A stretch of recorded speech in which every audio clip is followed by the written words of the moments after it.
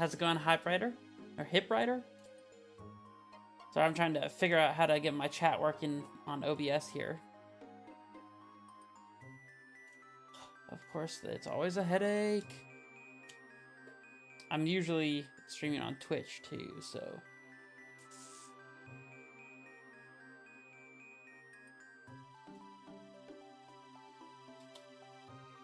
do that. Aha! I have working chat. Wonderful. I have to sign in? This is strange.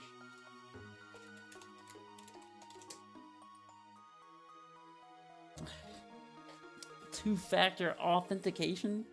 Come on now.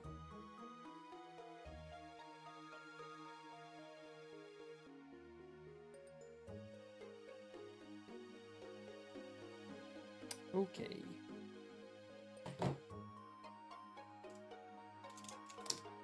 See if it works. And also how far behind the chat is on the actual stream. That's fine. Okay. Do I have a deck list command? I don't think so. Man, YouTube live streaming is just hard. Nothing ever works. Okay, well the deck should be in the description of the video anyways. Presumably.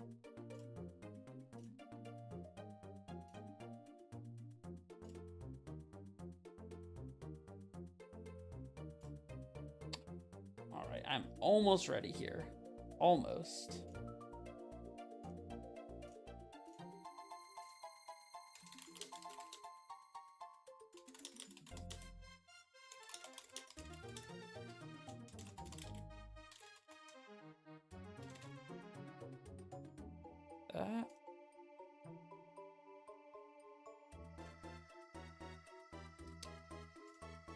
Apparently you can't, nothing is working.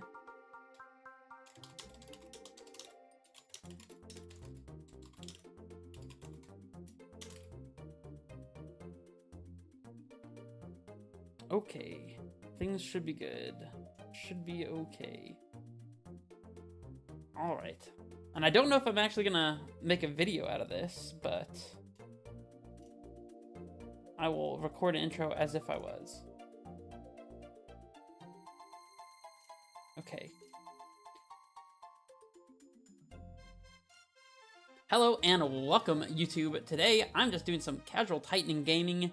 What am I saying?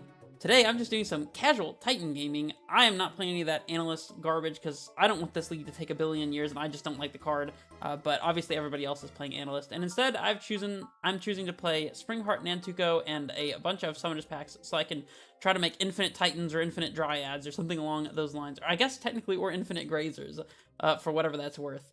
And that's going to be our backdoor way to win the game if our opponent is just at an unreasonably high life total or something crazy like that. I feel like that'll be worth including. And hopefully I'll get to show you how that works. But this is actually going to be my first time playing the card Green Sun Zenith in this deck, even though it's been some time since it got unbanned. And that's because I just haven't had a lot of time. I've been very busy in med school. I have one rotation left after the one I'm currently in, and then I have to take my second big exam. And it's just been a lot. And I'm also engaged now, so lots of things going on and not a lot of time. But I have carved out a little bit of time to just play some Magic, and I don't even know what the meta's like. There's this new Ketramos card or something that I barely know anything about, and I don't know, we'll just see. 4-packed Green Sun Zenith, no additional draw spells. By draw spells, I'm assuming you mean Malevolent Rumble? I assume? I don't really know. I don't know.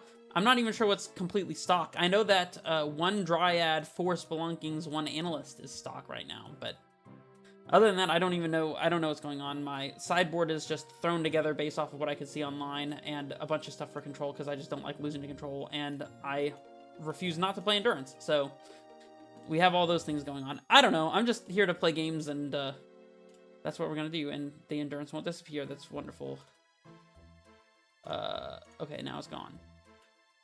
Ugh, it's a mess, and I'm tired, and I just wanted to actually play some matches of Magic the Gathering. How about that?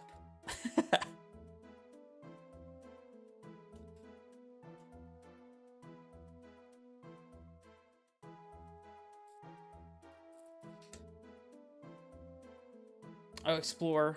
Yeah, I'm choosing to play the Green Sun Zenith over Explore because I feel like, presumably, I've never played the card, but the theory crafting behind this list, when I first made it with some minor edits from today, was that you can kind of use Green Sun Zenith on 2 if you have double Amulet out to get the mana ramping that you would usually get with Explore, and otherwise it already adds the redundancy of threats, so we'll see.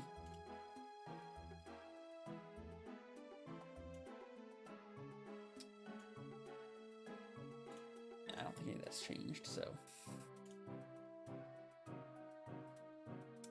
Okay. We're ready to go here. We got a hand that's missing a bounce land, but it's not bad. We can get map off of one of these sagas, so we'll definitely keep it on the draw.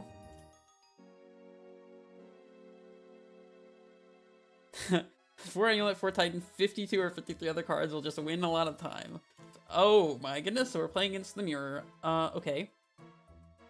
I mean, I guess we're still leading on Saga Amulet. Go. We'll see whose hand Goldfish is better here. Mirror Pool. No 3-drop. Okay. We're gonna have double Amulet. They're gonna have single Amulet, so it seems. That ain't too bad.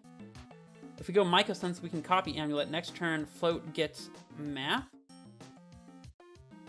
But we'll still need to be able to crack the map, so we might have to play land out. We probably just have to draw a bounce land here. I think we probably still play the Mycosense. I don't think it really matters whether we play Mycosense or Saga, because if we draw the bounce land, we can just search for a second Amulet here. If we don't draw the bounce land, I guess it's kind of the same. I'll just play the Mycosense, I guess. I don't know. It probably doesn't matter.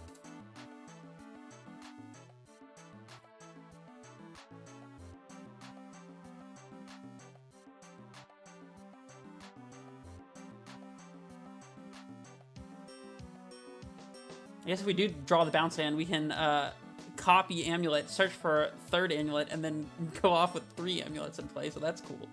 Speaking of Explorer, our opponent's playing that. And we're not dead, so that's cool. Bounce land? Okay, no. But Amulet.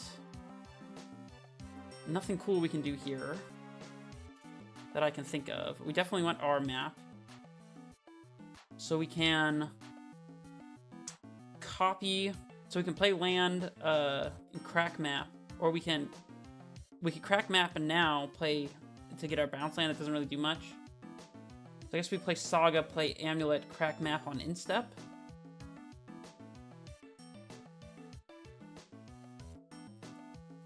Don't see any other options, so we'll do that.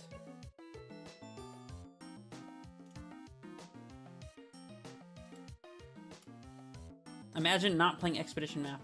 Could you imagine it?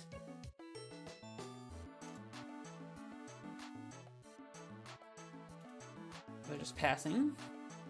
Okay, I'll take that. Let's get a Simic Growth Chamber. And just have triple Amulet. Doesn't seem bad.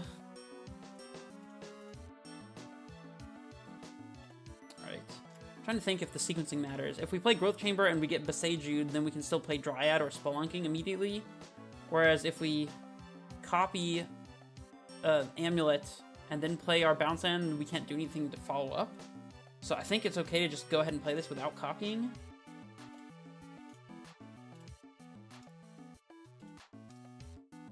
Okay, and all that just goes through. We'll pick up the bounce land. We didn't get Besaged, so we're good to go ahead and copy Amulet here.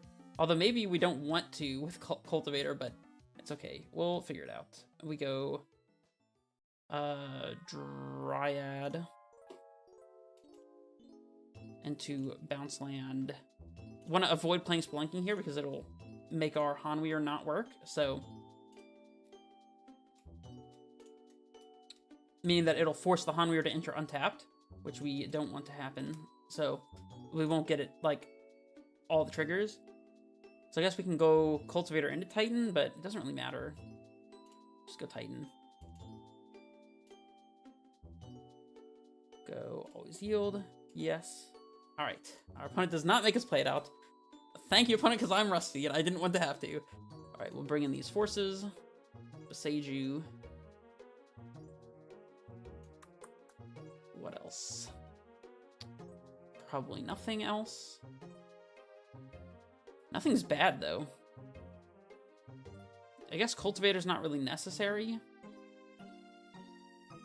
We can trim a Zenith. Springheart is probably bad against Force and a little excessive. Run it. Sounds good to me. Maybe could trim a Grazer.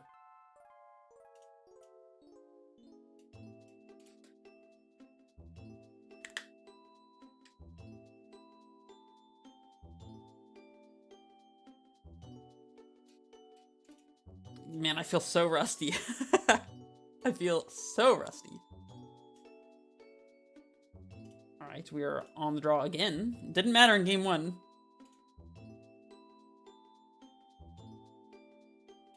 And we have a pretty good hand here.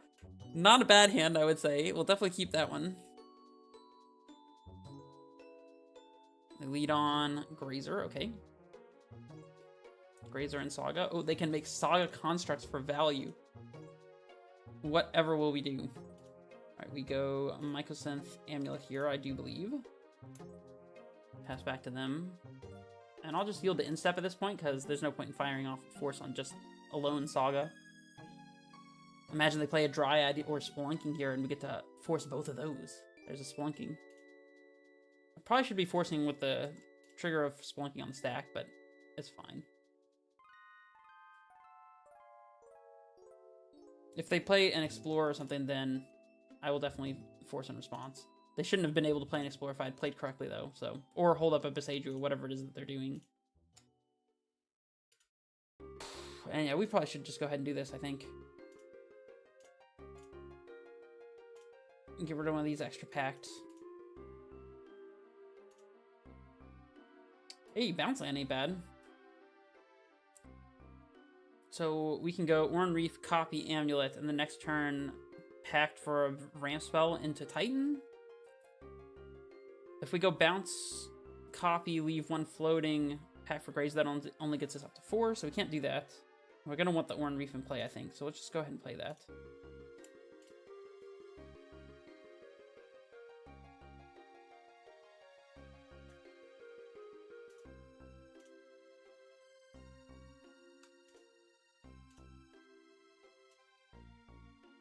I have Vestige. Explore, okay.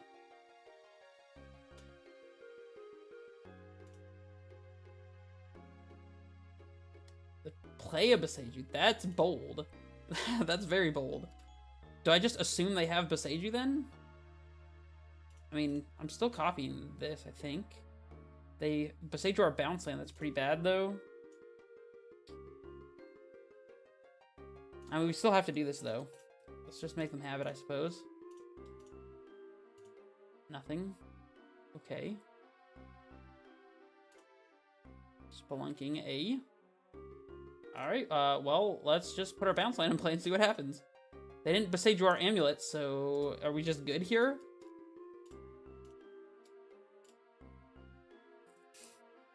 I don't know if I want to play the Spelunking to try to play around anything or not. Because if we just go Spelunking into Simic, let it intertap Titan without pacting, we can probably just set up, even attacking with one Titan and getting a single Besiege is probably enough to stop our opponent. It depends on if they have an Amulet that they're just waiting on to play. They could play like Amulet Bounce Land. I mean, I guess we could just have the Bounce Land then, but if they have like another Bounce Land, or they can pick up the old Bounce Land and then a ramp spell still gets them there. If we hit the Amulet, then they get to resolve something, but they probably can't go off. I don't really know that there's anything really to play around, so I'm just going to pack for the Grazer, I think. Or I guess it doesn't have to be Grazer. I could pack for Dryad. Well, we'll pack for Dryad, I think.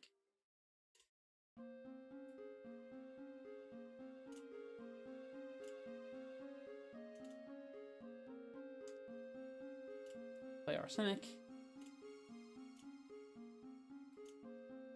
We have Oran Reef in play, which is a little annoying.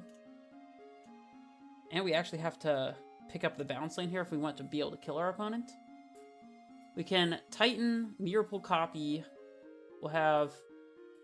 So we're going to pick this up. We have 1 land, bounce land, Mirror Pool Copy, pick up a land, and sacrifice the Mirror Pool. We're still at 1 land. Titan Copy gets Valakut, Hanweir, haste both. Then the attacks get us up to 5. And then we start getting Valakut triggers, but we'll have at least 2 Valakuts, if not multiple, with Vesuva. So I guess if our Dryad dies, then it's a little awkward, but I guess we don't need Orn Reef to actually kill them here, so we'll just leave the bounce land in play.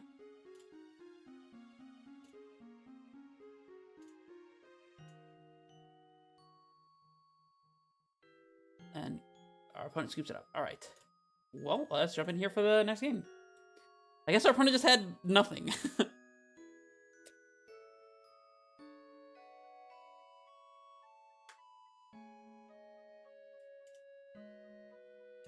Alright.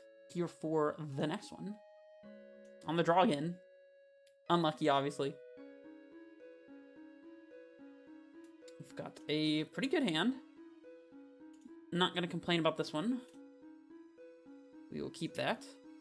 We have lots of threats to draw here. Urborg. Thoughtseize. Okay, well, Thoughtseize is pretty good against this hand. Thoughtseize is pretty good against all hands, so... Urborg, really? I guess this is like a Coffers deck? Wheel?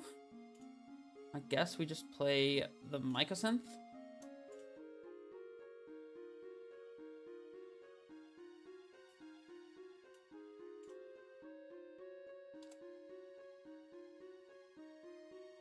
Urborg and Eldrazi Temple in the same deck, huh? Well, definitely playing Saga. I guess we could just start making Saga constructs instead of deploying Dryad, but I don't know how I feel about that. Bowmasters don't care about that in the slightest. See if they have a field, maybe? Some sort of Coffers deck? With Eldrazi Temple? They do have a field, okay.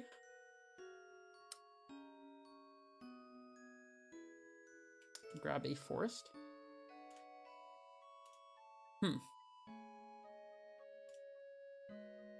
Alright, so we'll go, I guess, forest into Dryad Valakut.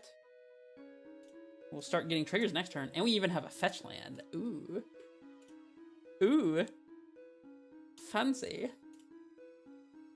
See if our Dryad is not long for this world. I imagine it'll be quite not alive soon. Yep, Defile. Oh, man. Defile and Urborg. Okay. That's a combo, I suppose. Ooh, another Bowmasters. We are getting clocked here.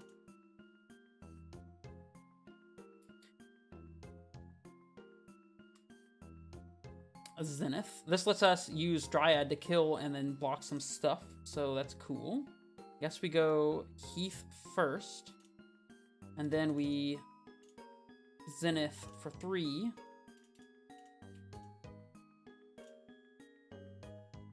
Get our Dryad and play, I guess, just Vestige and send a trigger at this orc. And it just goes through. And pass it back.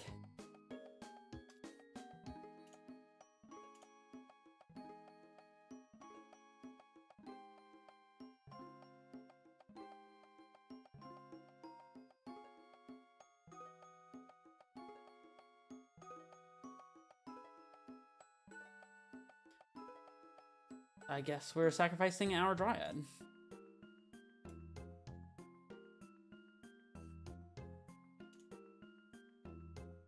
Right, Titan off the top is great. Zenith off the top is great. Another Dryad will work. We'll take that one. Still just trying to keep their board under control here, I think. Could draw, I don't know, something that matters, like a Cultivator Colossus, I suppose. Not that it really does much, but honestly should probably just be pointing these at their face, but I just don't want to keep taking damage. So if they can't kill the Dryad, then they're going to lose to it anyways. And if they can kill the Dryad, then at least trying to take less damage in the long run will give us more time to draw something, so...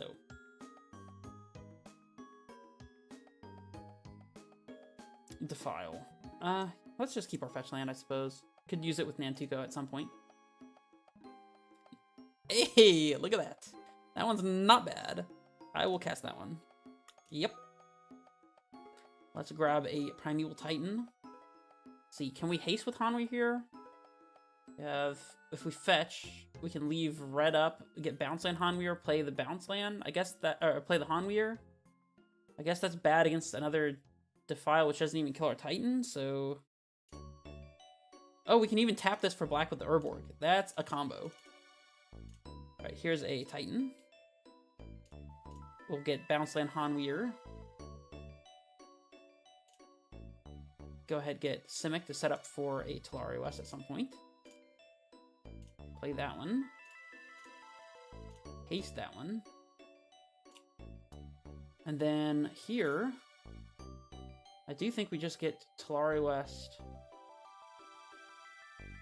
So if we get Talari West Simic, they could field one of our blue sources and kill our Titan, and that would put us pretty much out of the game.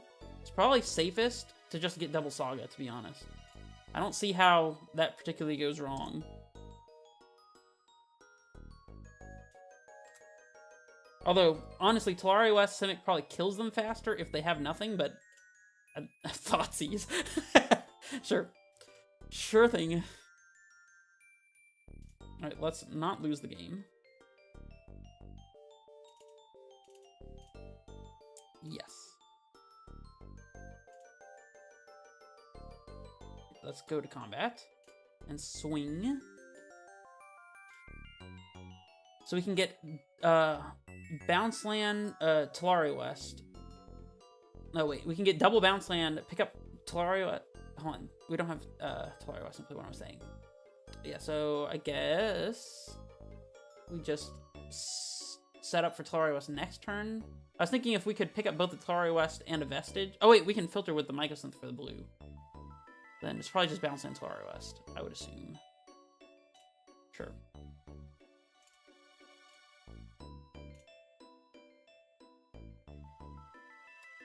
Although, honestly, we may not do anything with it this turn. We can just make 2 Saga tokens, and I don't know how our opponent possibly actually wins.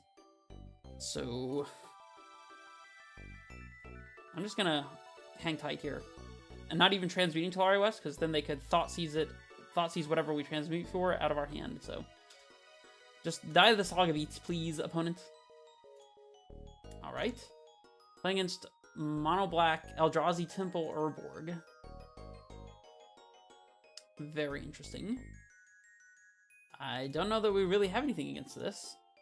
If they play Coffers, I guess Boseju's not bad. Probably better than an extra forest. I don't think we have any other lands that are worse. I guess Grazer's not particularly good. Could bring in Endurance just as a clock.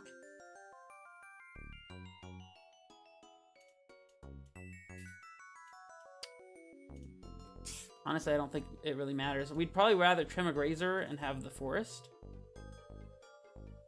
And I guess I'd rather have one Endurance over one of the Grazers, because Grazer's just a dead draw. If we ever need to, we can Zenith or Pact for a Grazer, so we'll be fine.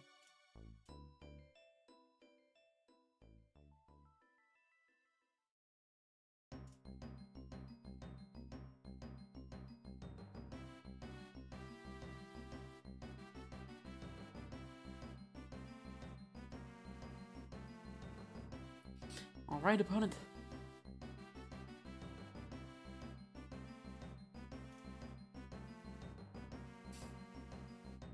Hopefully you guys don't mind that I'm not playing Analyst in this list. It's not exactly a stock list, but I just hate the card.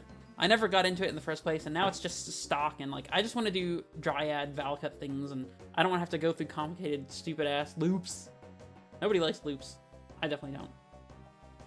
Okay, well, okay, I'm sure that there are some people that like loops, but I'm not one of them.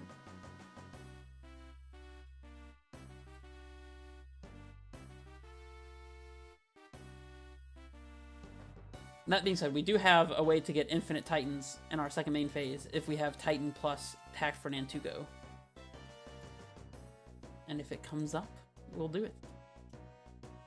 Alright, we have map for Bounce Land, we have double amulet and the Saga to search, or copy with Mycosynth, so we're definitely keeping this. If our opponent thoughts uses us, they can't really even poke a hole in our hand. I guess they could take Titan to get rid of a threat. They do take Amulet. I guess if they have Field for Saga, then it's like a little awkward. I'm still playing the Saga though. Splunking acting as backup amulet. Even we don't need double amulet. We just have infinite splunkings in our hand.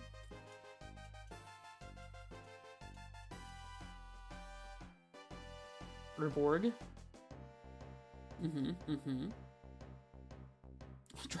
Dryad Arbor. That is a card that we can draw, isn't it? I guess we're not playing that one until we absolutely have to. Play Mycosynth, I guess, in case... Oh, so we can search for a bounce land with our map here. Float, get amulet, copy amulet, play bounce land, spelunking, bounce land, spelunking, bounce land, and play Titan. Do we have a Thought Not Seer in our future? Ashiok? I really hope it's not Ashiok. Of course it's Ashiok. Okay, well, I guess we're gonna map then. In response. We're not getting an amulet into play here with our Saga because we can't search. So I guess we can map for another Saga, play like land, spelunking, and Saga, and try to make some constructs to clock the Ashiok. I think that's gonna be the play. And we drew a blank. That's great. So we float here. Can't search. Play Forest, Spelunking. Put in Saga. And just hope that they don't have a Field of Ruin. Oh, another Saga's fantastic. Alright, your go, opponents.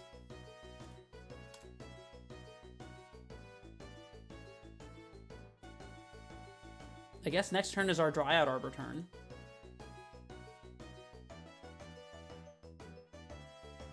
I have Coffers. Yikes. We would have already won the game by now if this Ashiok wasn't in play, by the way. For whatever that's worth. Turok. Kicked, I'm assuming? They discard our Arbor and Spelunking. That's okay.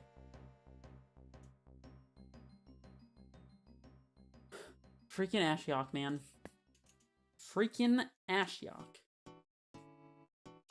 Bounce Land ain't a horrible pickup. Next turn we could just hardcast Titan if we really wanted to. But we will not. We will be patient. Hopefully they can't do too much damage to us with these double Coffers. I was gonna say with this Coffers, but apparently it's these Coffers. Right. They're attacking. I assume that means they have something to deal with the construct token we're about to make that can attack.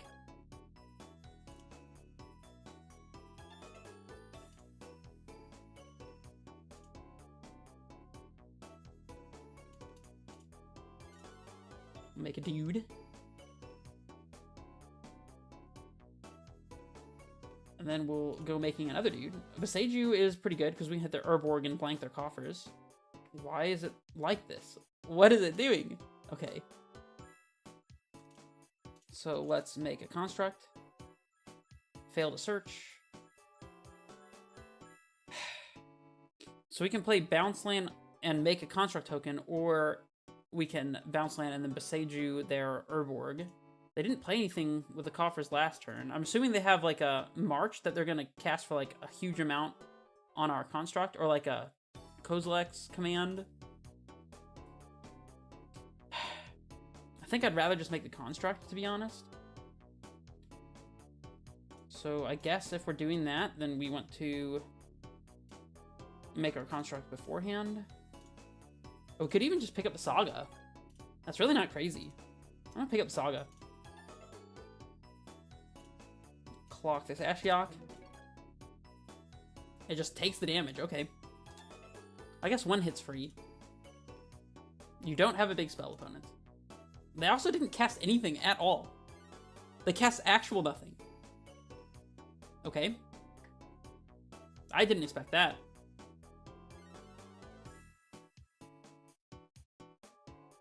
No March, no Kozilek's Command, no Fatal Push, no nothing. They minus Ashiok. We've lost our Oran Reef. Oh no. Not our Oran Reef.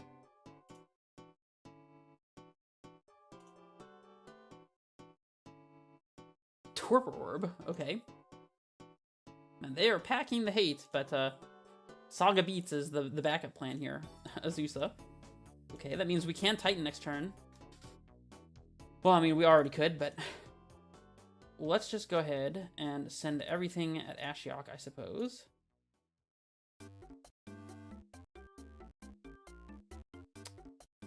I mean, we can't even play Titan this turn.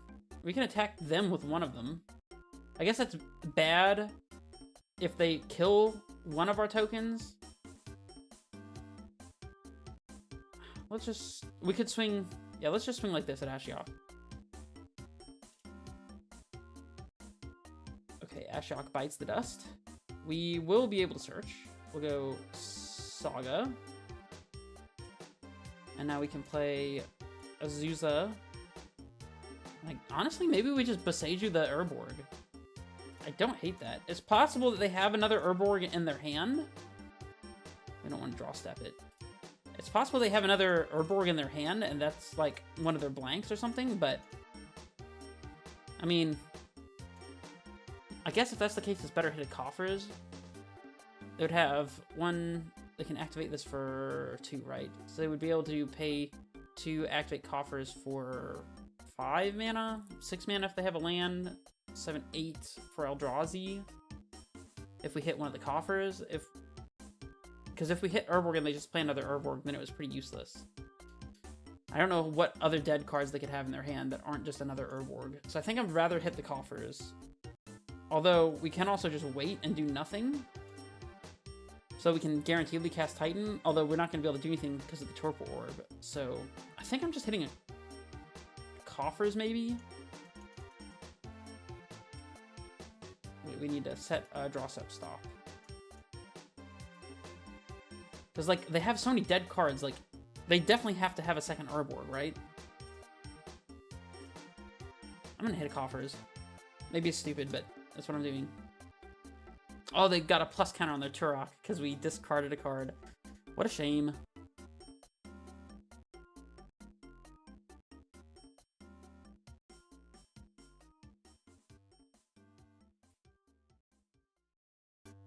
They can make 6 mana with the Coffers.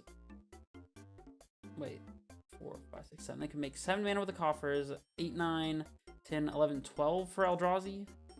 Cling. Okay.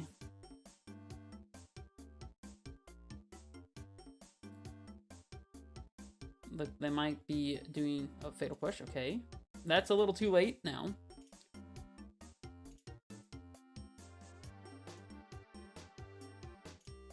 Bounce Land ain't bad.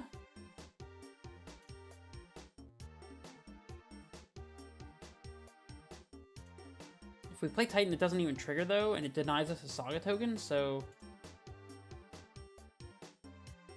We can play Titan, get,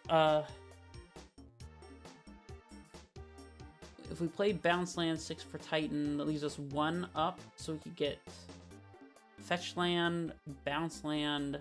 That would be 1 short of packing for Nantuko and trying to go off with the Infinite Titan thing.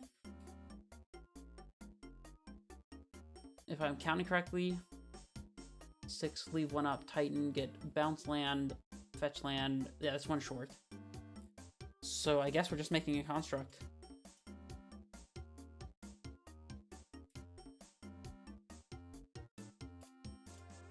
Swing out.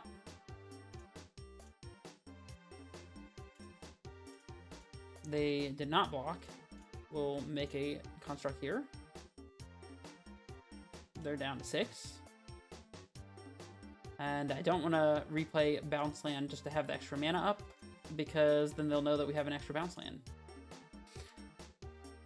Which they don't need to know. They don't need to know that we have any lands at all. Okay, well that was easy. Didn't even have to play Titan. Ashiok, Torpor Orb, no problem. Okay. Alright, we'll just jump back in.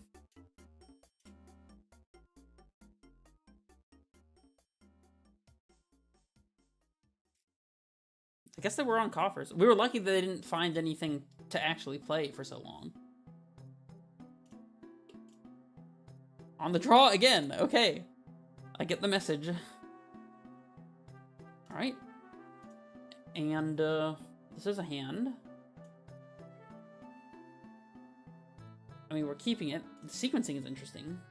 Because we can Grazer in Saga to start making Saga tokens on turn 2.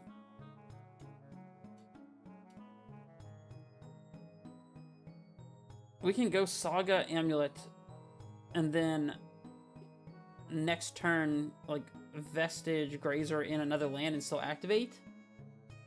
And this way, we get our Amulet underneath discard, although our Amulet might get Spell Pierced right now. We don't really need to get Amulet under discard because our Saga is likely to stay in play. So I guess I'm inclined to just Grazer in the Saga now.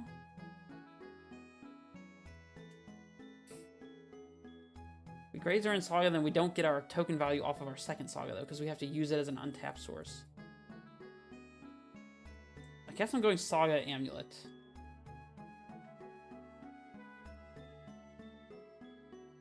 I think it's Saga Amulet. It could be wrong, though, because if we get Spell Pierce, then we waste our Saga value anyways. Still going Saga Amulet, though, I think.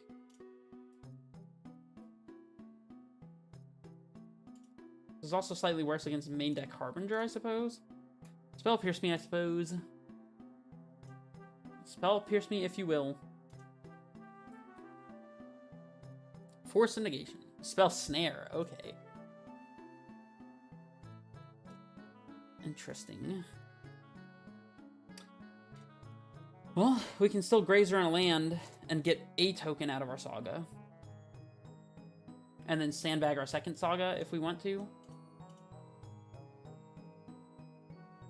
Consider. Presumably looking for a second land. Graveyard Subtlety. Love to see that. Thoughtseize.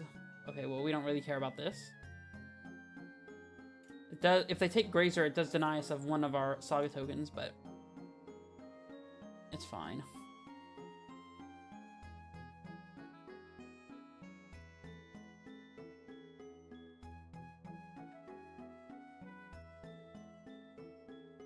They take Azusa. Okay.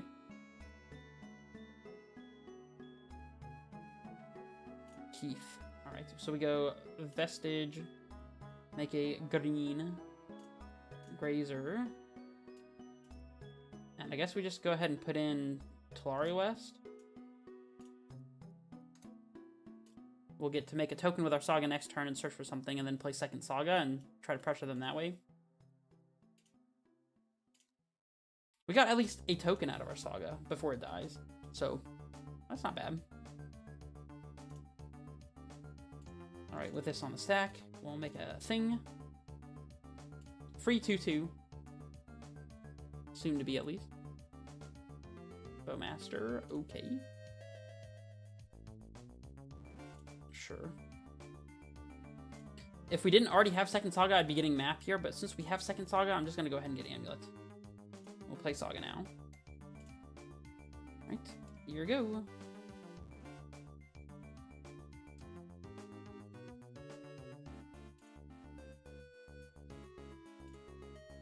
Just playing blue-black, it looks like.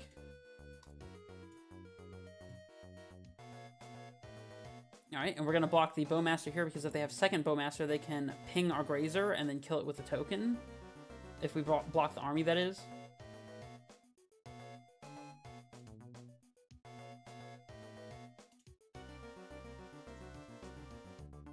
Alright, let's play another Amulet. Well, they can't Spell Pierce it, I suppose. They could Counterspell if they want. And then probably want to keep our ETB tapped land in hand.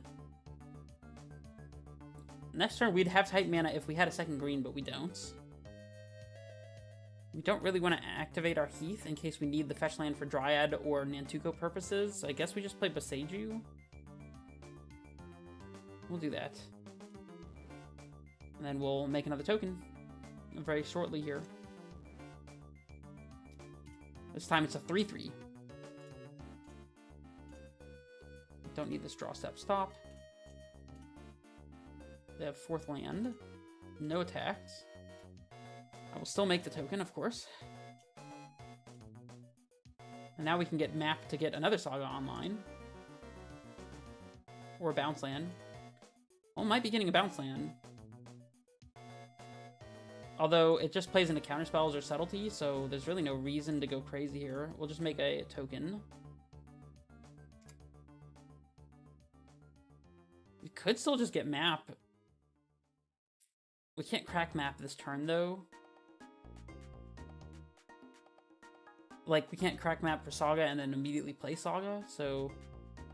I guess we get to play our Heath this turn, and the next turn we can use Valakut to cast Titan. We don't have a Cavernous Holes here. It's probably still map. I don't think Third Amulet does anything. We'll play our Heath.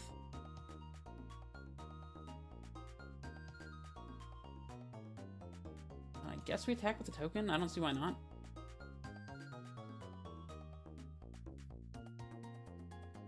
Push, sure.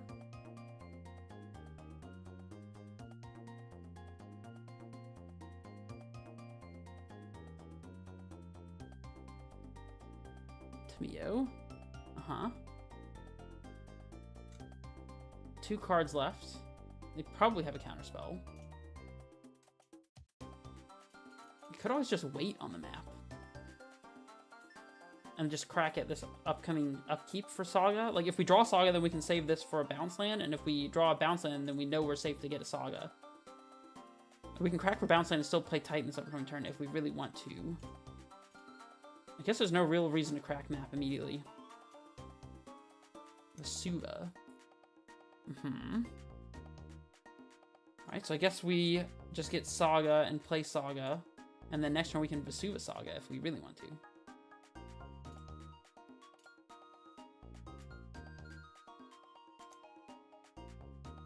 And I guess we still attack?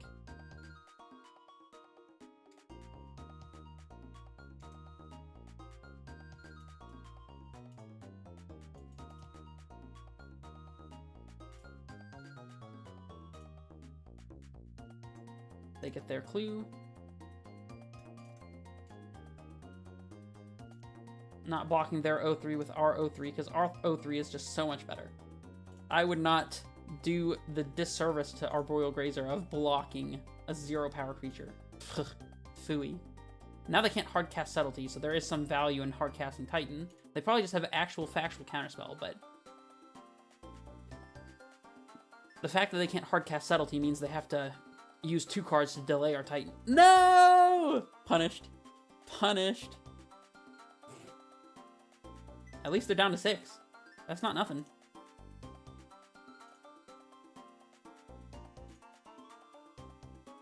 That was a good Thoughtseize. Luckily, we have Vesuva here. Ooh, Summoner's Pact. I mean, now they have to have actual, literal counterspell.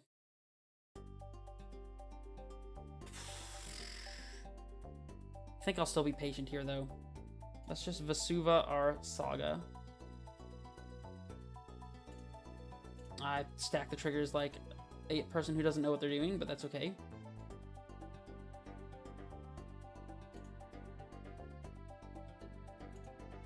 I guess we just attack. Take it.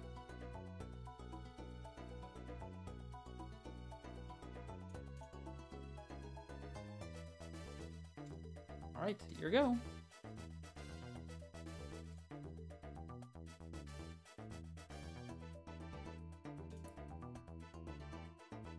I guess we could technically pack for Nantuko and put it on a construct. That would be fun. Just bestow it on one of these. Or we could make infinite Arboreal Grazers right now, too. Not that it really does much. Psychic Frog, you have got that. You got it.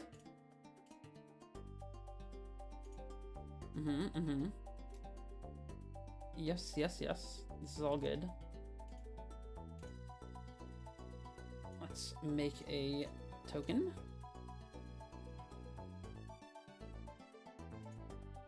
Spelunking, huh?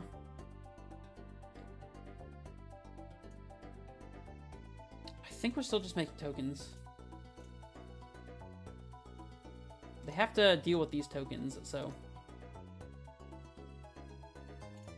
They're very big tokens, too. Both of these tokens are lethal right now. We can make 3, 4 Spelunking, leave 1 floating, and if we have to fetch for something to make another token with a Saga, we can.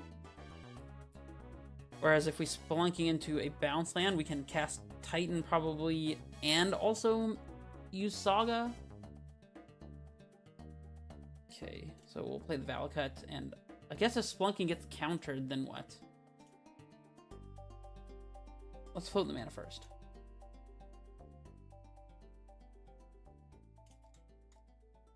I think we can Spelunking, let it get countered, and still be able to make a Saga token. All we have to do is sack our fetch land, which is fine. Okay, Spelunking resolves. Bounce land? Oh, we found the bounce land! Let's go! Untapped? No thank you. I would like that one tapped very much. Oh, they get to trigger their Bowmaster. This does give them an extra blocker, I suppose.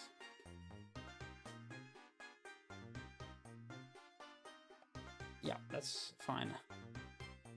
I am going to force them to have the counterspell now, I think.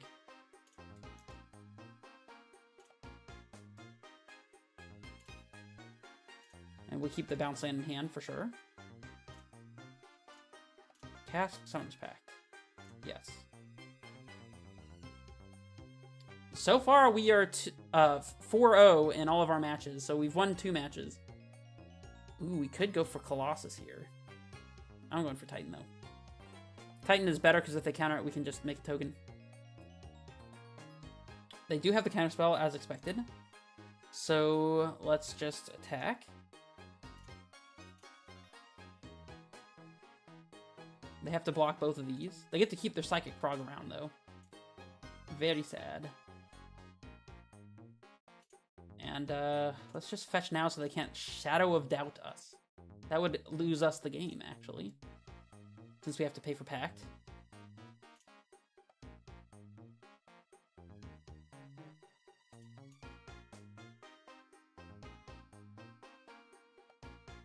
Have we even... We did Zenith for a Dryad of the Elysian Grove once. They're drawing. That is all good.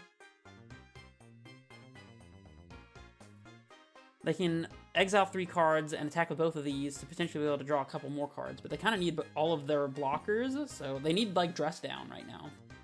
That's what they need.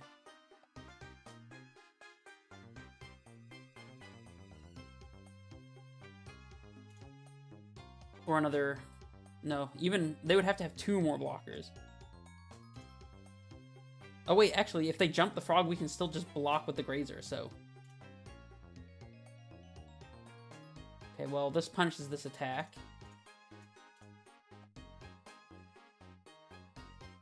Are you gonna Flying your frog, or let me just eat it with a Construct token? I will block it. Okay, that's fine. They were gonna have to push a Construct token anyway, so that's fine. They did not jump their frog. Okay, well, I will block. That was a very useless attack. Consider. Uh-huh. Sure.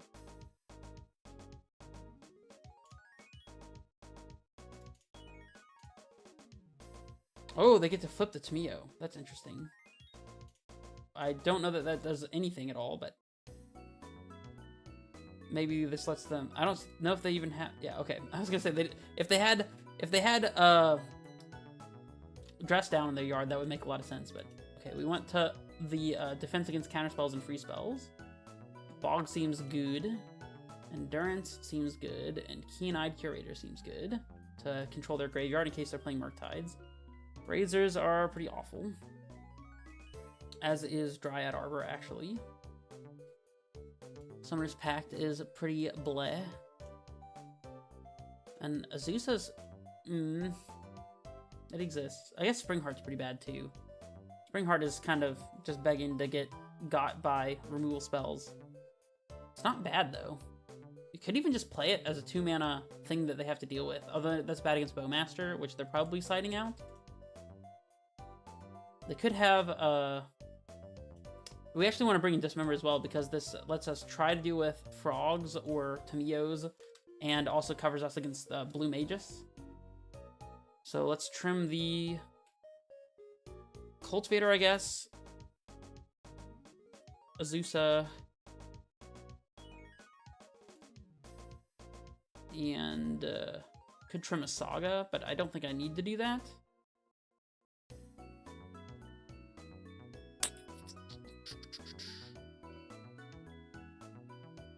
Maybe just bring in 2 Dismembers. That's probably fine.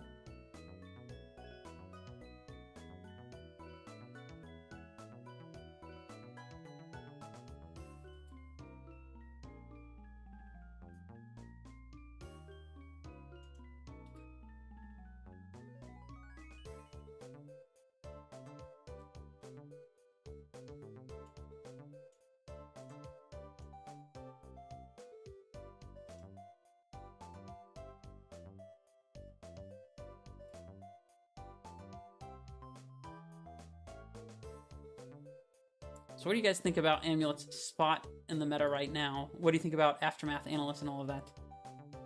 I just don't like playing with Analyst, at least online. I might play it in paper, where you can just kind of verbally demonstrate the loops, but online, where you have to just click through everything, I can't be bothered to do all that. It's probably better to be playing Analyst, but then it also opens you up to Graveyard Hate. I was like, I'll just play an Antuco. I'll be fine. I'll be good. Double Amulet Zenith Hand. I mean, we'll keep it, I guess. It's natural Mirror Pool.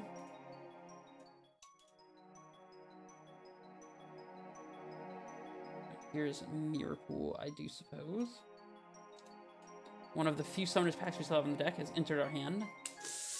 Don't love that.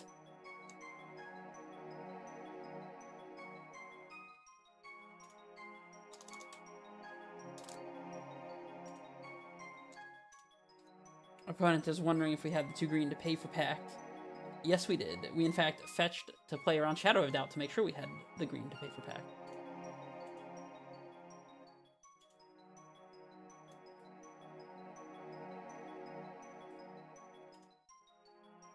Preordain. Are they holding up Spell Pierce for Amulet of Vigor? Are they about to play an untapped mana source here? Flooded Strand. Oh boy. Honestly, I might just let an Amulet get spelled. Okay, never mind. I take it back. They're doing nothing of the sort. Here's an Amulet. And I guess a Valakut and an Amulet.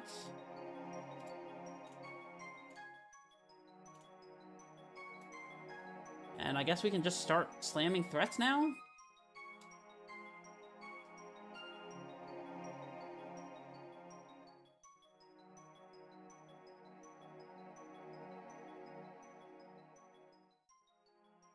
Tomio is about to flip, which is vaguely annoying. So if they're planning on subtletying something, then Grixis Zenith is good against that, but it'll still get got by Force or Counterspell or Spell Pierce. And we can't currently do it for more than X equals 5.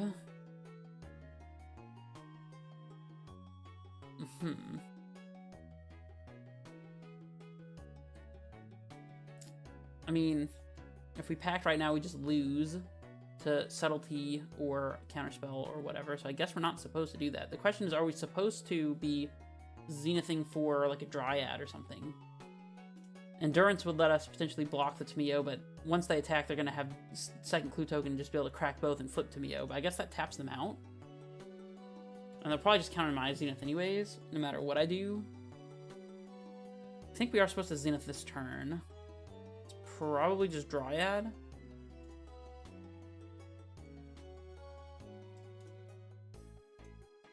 But X equals 3 will cause them to have to counter this Grixis Zenith no matter what happens, so we'll just jam it.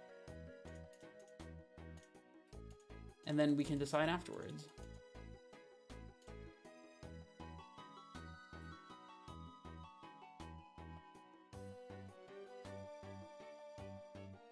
It just resolves, huh?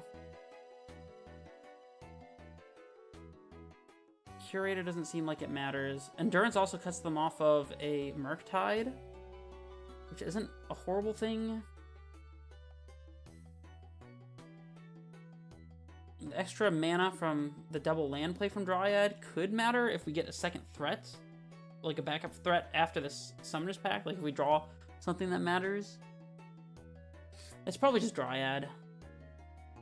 If they just kill the Dryad, though, then we don't really get much out of it. I don't know that preventing them from playing Murktide is really that important right now. Maybe it is.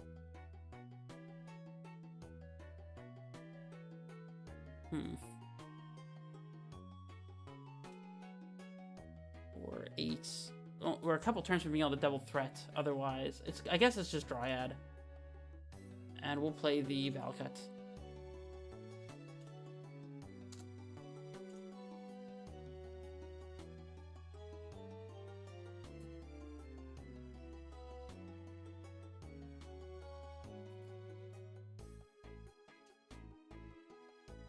See what they do here.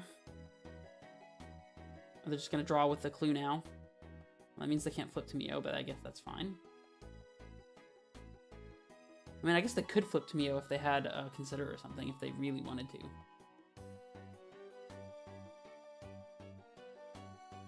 Any land to trigger Valcut is not bad here. A land that stays in play that isn't Gruul Turf.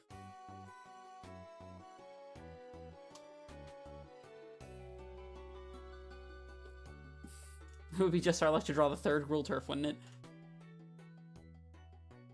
We could draw Defense Grid right now. That would be great. Push the Dryad. Why am I not shocked? It'd be interesting if they make a clue and then flip to Mio immediately, representing subtlety. They don't. Okay. Well, I don't like that they're drawing an extra card every turn. Really not a fan of that one. If we just pack now, we kind of just lose to a counterspell, though. Like, I guess we just have to play Saga and take it slow, even though it's not what we want to do.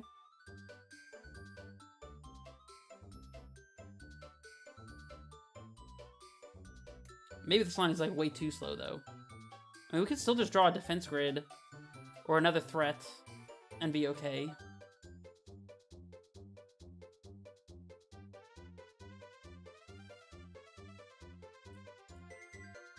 A Harbinger. Okay, Dismember, please. Goodness. Okay, well. Now we probably just lose. I guess we did have to jam the Titan. I think that they would have countered it, we would have lost, and nothing would have changed, but you never know. Maybe they had 5 blanks.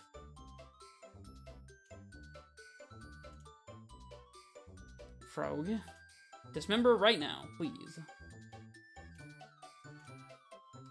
Alright.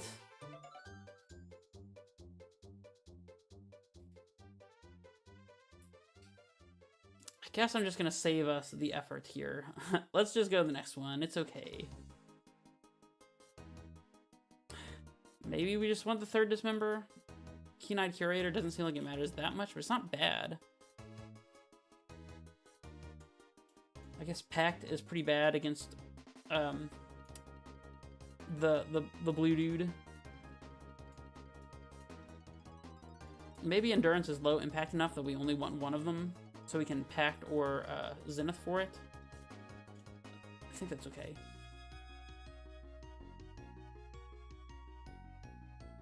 Alright, we get to be on the play, which means if we have a Saga hand, we get to get underneath the Moon dude. And this hand, I mean, it's okay. Doesn't really do much. It definitely doesn't pressure them early. Has an amulet, though. I guess we could Zenith for Arbor as well to ramp. So we go like turn 1, Heath Amulet, turn 2, land, Zenith for Arbor. We'd be up to potentially 5 mana if we drew a bounce land, which is 1 short of Titan. We'd have to draw. Actually, there's nothing we can really draw.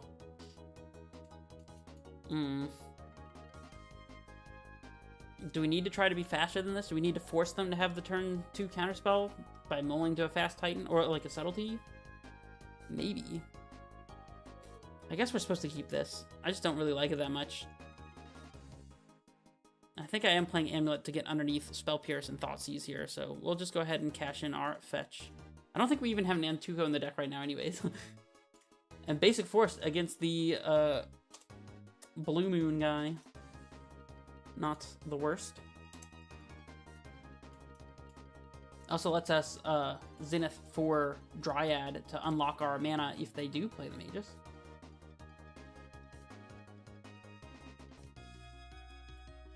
Hey, there's a Dryad. Let's play Oran Reef, I suppose? Do we want to Zenith for Arbor? I think we probably do. Let's Zenith for 1 here anyways, so they don't know what it is that we're planning on getting with the Zenith.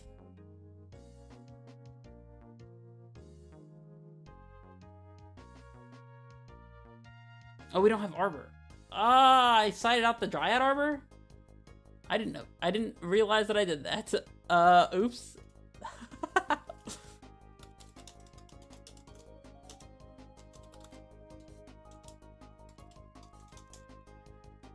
Well, that was a waste of, Zenith.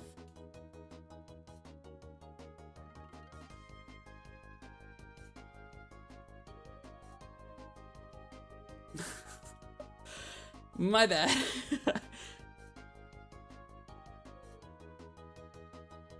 Well, I guess there was a potential reason to keep the Dryad Arbor in.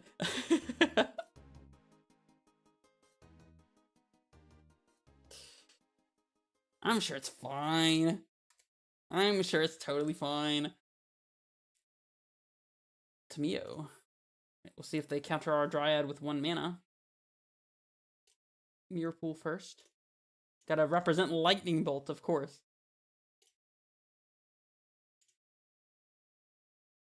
Are they gonna... They're asking if I'm 4-0. I don't actually know. I think I'm 2-0 right now, 3-0. Something like that.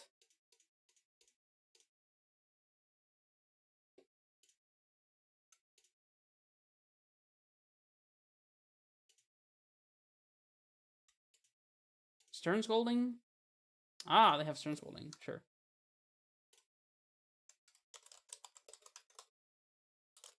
Did my music stop? Where is it at?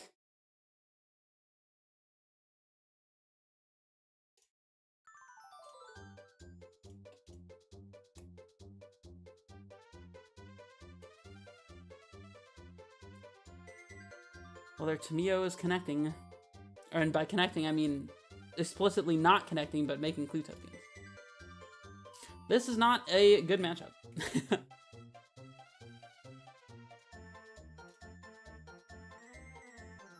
Frog. Okay, now we probably just lose on the spot. We need to draw a defense grid. Well, I guess we just start slamming Titans and hope it's good enough. We need to draw a defense grid this turn and then Gruul Turf next turn. That's what would have let us win the game.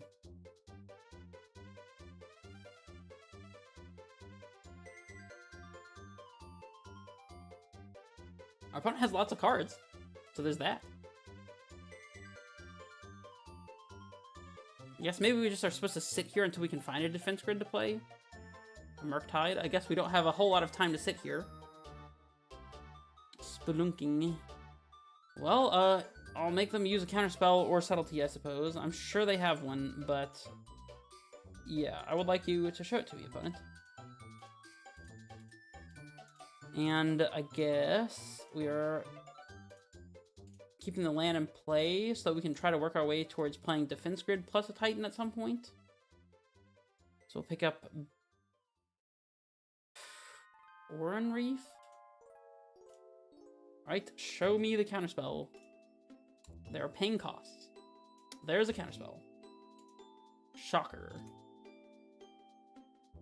Let's see, they could discard... Yeah, they're not... We're at lethal next turn, obviously, so... We have to win next turn? I don't know how we're gonna do that. Against a bunch of open mana, too.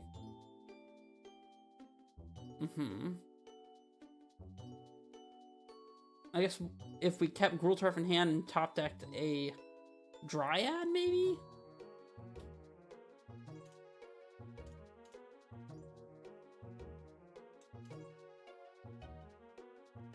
I wonder if this game would have been any different if I hadn't just thrown away a Green Sun for no reason. Vexing Bauble. That's exactly what we need. Alright, let's have them show us the counterspell just because we know they have it, and then scoop anyways. It doesn't even matter if this Titan resolves because we just lose. So. Oh, the Kraken Clue. Okay, okay, okay. Oh, Titan resolves.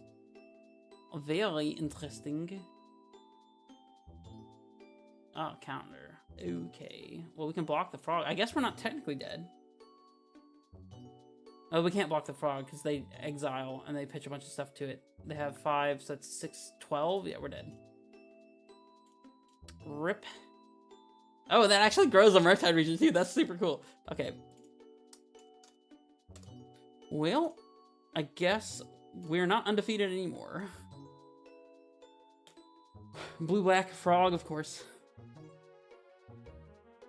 Not an easy matchup to win.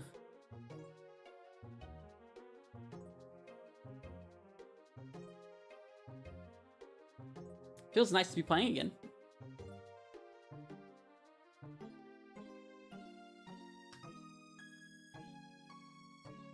I guess it's really nice in those type of matchups to be able to Zenith for 2 to get Analyst into play as like a cheap threat that they have to deal with.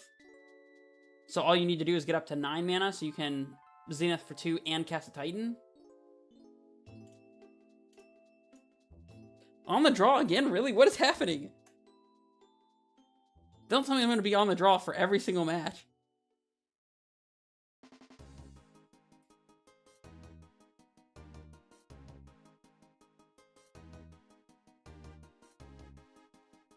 Well, I guess they could decide to put us on the play. Of course they don't. Alright, we're going to keep this one and map for, or Saga for map to get our bounce land.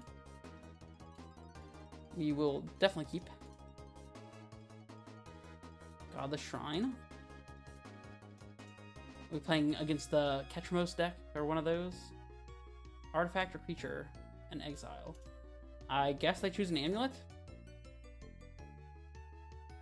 Oh, they take Grazer. Okay. Interesting. That's fine. Saga. Amulet. Grazer did not seem like the correct pick, if I'm just being honest. That did not... Maybe there's something I don't know. Grief is still banned, as far as I'm understanding, so Grazer did not seem like the pick. Prismatic Ending. Uh-huh. Well, I guess I'm still playing Amulet here. Or maybe we should hold on to the Amulets until the turn we can actually go off with it, so that they can't just get us with a second ending. Because if we play Amulet, it gets... Oh, well, now we have a bounce land, so... Maybe it's okay to just play the Amulet then, anyways? Let's see. So, we play Valcut here, obviously. Now, if we play Amulet now, the next turn, we get... Float, get second Amulet, play bounce land, and can just cast Titan. If we hold on to the Amulet, then we can float, get Amulet, play Amulet, bounce land up to 5 mana, and Dryad lets us get to Titan anyways. I guess that's worse against Thoughtseize, but and otherwise our hand is like Thoughtseize proof. If they pending our Amulet after we play it, then we float, get second Amulet, play bounce land. That's 4, so another Grazer would get us there, another Amulet would get us there. Maybe even Mycosynth Gardens. I think we're probably supposed to play Amulet here.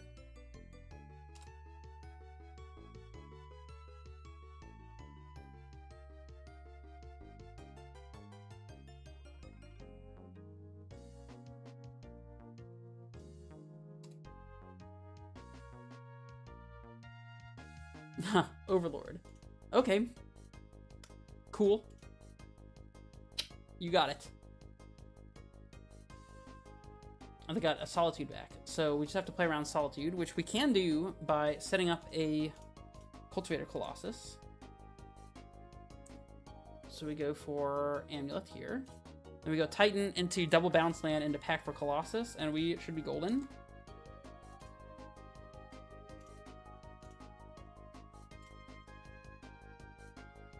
Although I guess we play Dryad before we do all that.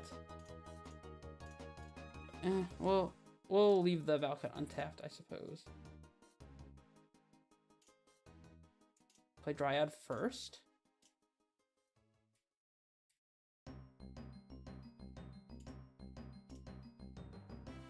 We have to remember that we've already played land this turn, or all of our lands, so if they kill our Dryad, and then we get the chance to like, play another one, something we can't play, make another land drop. We're about to do some degenerate Colossus things. Degenerate Colossus things. Always yield to that boy. We go, make sure we have Colossus in deck. We do. I mean, we could even go Valakut bounce land, but double bounce land ensures us the most mana. I guess we could also go Simic T-West. Simic T-West, we float... oh, we wouldn't make enough green. Oh, we have Dryad to produce enough green. So Simic T-West, pick up bounce land, and then we have 8, 9, 10. We definitely have enough to get another Titan after that. So that's the way to guarantee lethal here.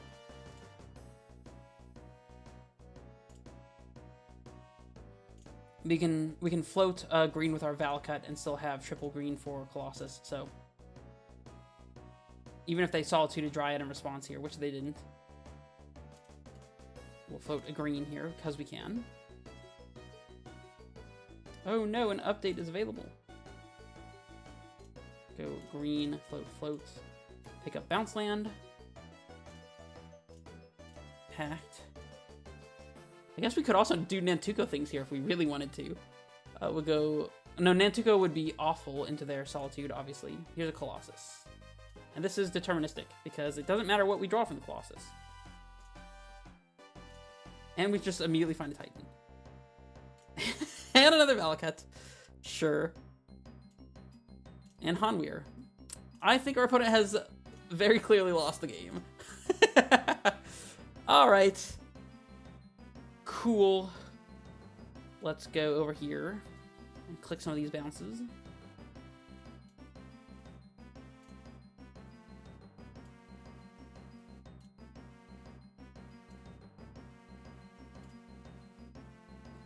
And we stack the amulets.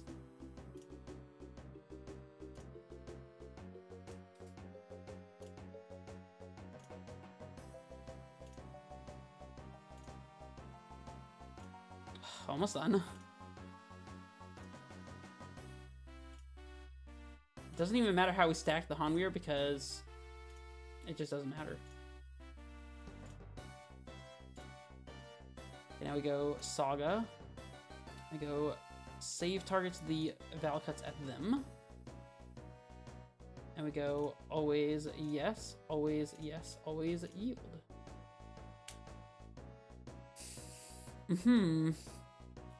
Alright, opponent, do you have anything at all that you'd like to say about what's happening here?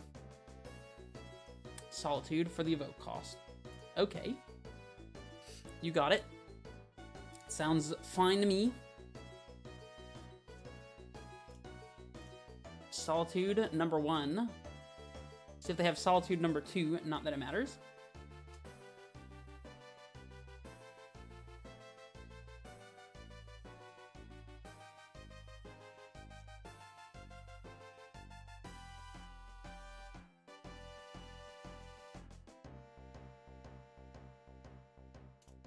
Let's float some mana, haste a couple things, play another Titan, do some fun things.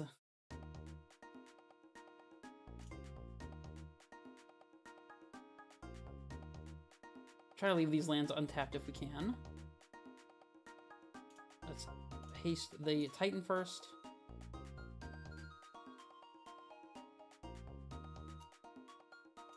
Haste the Cultivator Colossus.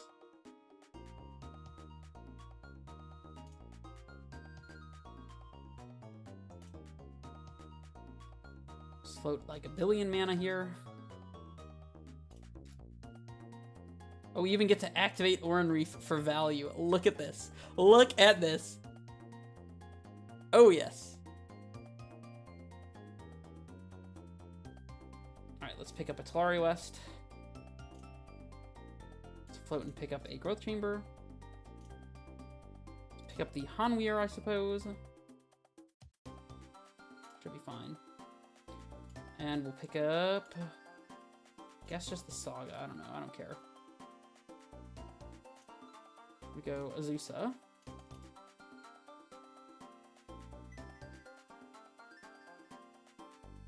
To Hanweir Titan.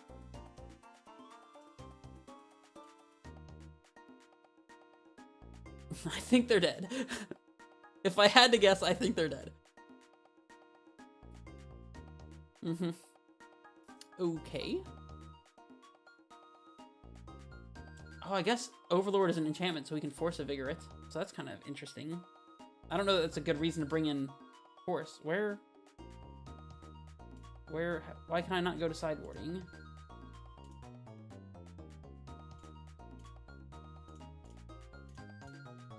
There we go.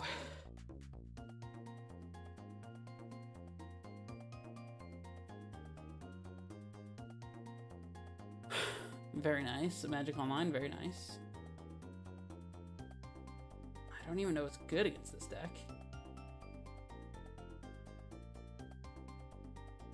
Guess messing with their thing that gets back stuff in the graveyard ain't bad. It's like Endurance and Bog, maybe? Or Keen-Eyed Curator seems good. I guess I'm bringing in Endurance too. I don't see why not. Actually, Endurance doesn't even seem like it does much. I don't think I care about the Ketramose stuff that much. I guess Bobble is good at countering Ephemerates. And otherwise just cycles. It's probably better than a random Grazer. Honestly, Nantuko's probably not good in this matchup. So probably should be trimming that. And I guess we keep one Endurance. Is Dismember any good? I don't think so. We can Dismember Overlord after they flicker it into play. Or Dismember an Ephemerate target. I don't know that I care much for Dismember. I guess Defense Grid stops them from solituding or ephemerating efficiently during our turn. Maybe one Defense Grid is better than the last Grazer. I'm not even convinced that Endurance is that good.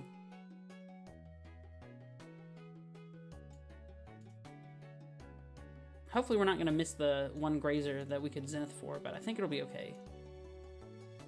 Oh, we should bring in Boseiju. Oh well.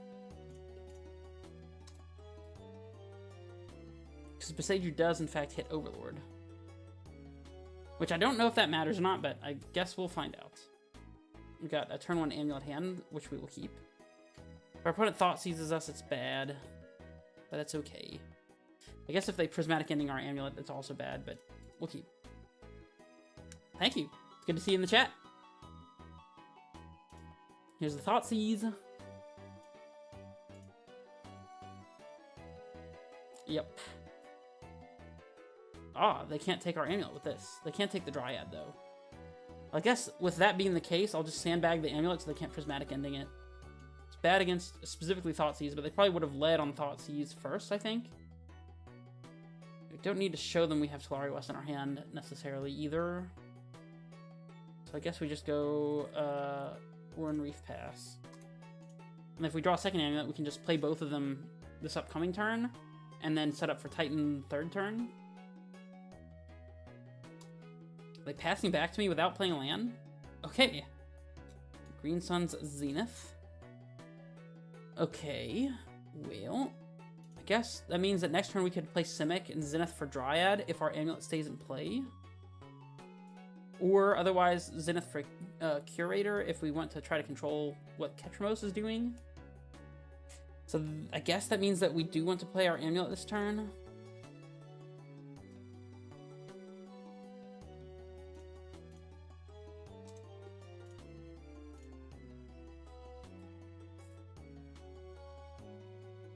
Or second Amulet would let us Zenith for Azusa and potentially pack for Titan and cast it.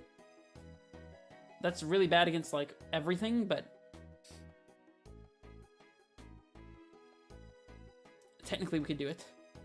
I assume they have to have Solitude Ephemerate for them to be keeping a one-lander like this. Or they have the Prismatic Ending also, okay. Might hold on to this Zenith for Dryad, even.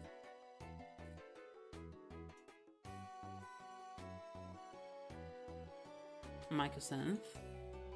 Alright, I guess we're just gonna wait for Zenith for Dryad.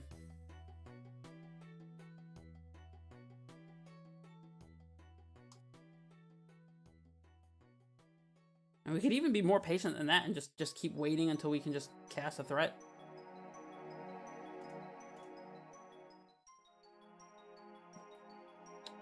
Suspend Overlord. Uh-huh.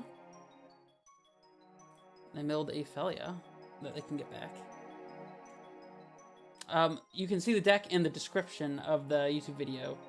I don't have a deck command set up for whatever reason. It's like hard to do on YouTube. I can also just post it in the chat here. Though I don't know if you can even copy that. Okay, now we have a backup threat, so I'm definitely just Zenithing Dryad into play. I guess this lets them Solitude the Dryad and then get the Solitude back with Overlord, but enters or attacks. Okay, so they would have to ephemerate the dude here. Yeah, we're just getting the... Oh, it could go Azusa, actually. Azusa guarantees that we get to... I mean, we're gonna play Titan either way. Let's just get Dryad. We play Bounce Land, so we can have guaranteed untapped land for Titan. I guess we just pick up the T-West?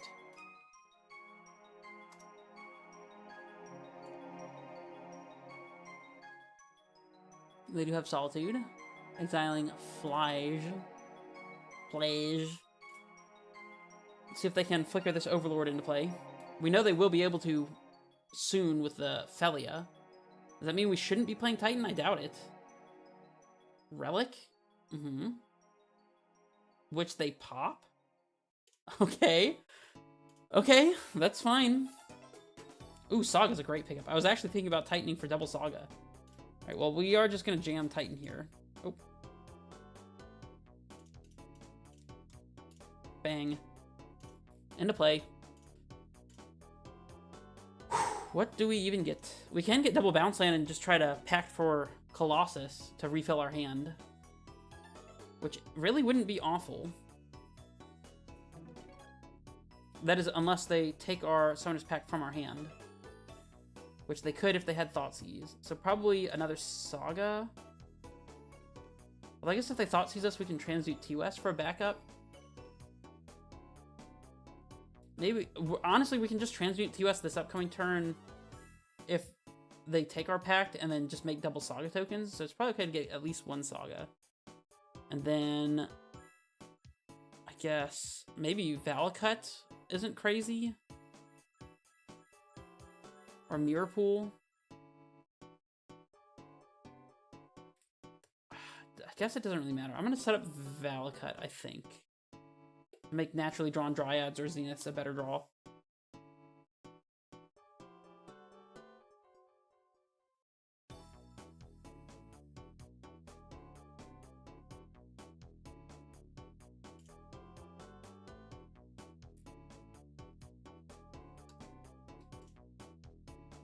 We can even have Fetch Land to get extra triggers from the Valakut. I assume they have to be able to get rid of our Titan here, right?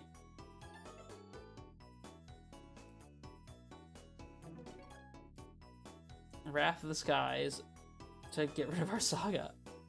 You got it! That's fine. There's the Solitude. Okay. Could just be packing for another Titan here. Or we could draw an Amulet to make it really easy. I guess Amulet would be really bad if they had another Solitude, though. 5, 6, 7.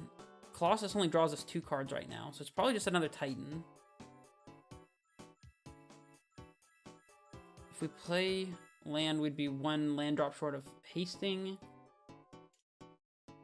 We're definitely pacting. Yes.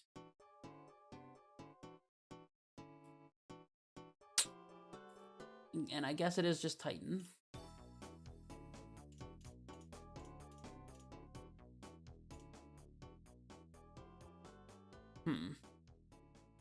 And we can even set up a Valcut, Vesuva Valcut, so we can guarantee that we get 3 Valcut triggers. That would be more useful if they were at a lower life total.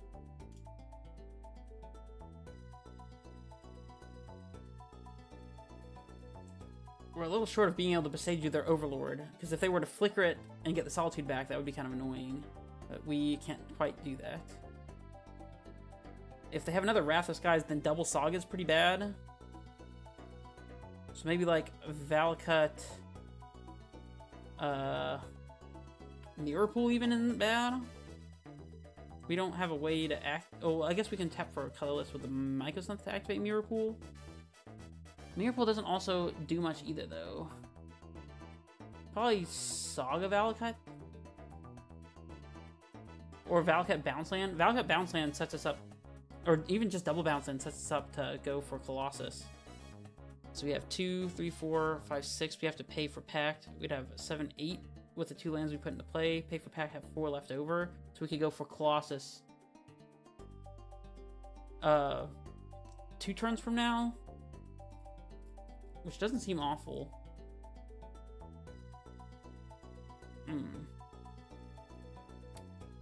Probably Simic is a good pick.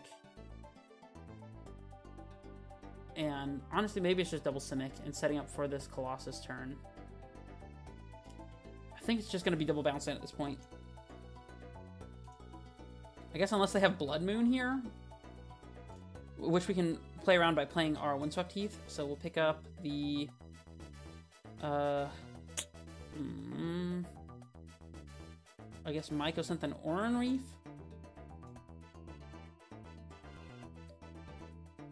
Play Windswept Heath to play around Blood Moon, pass back.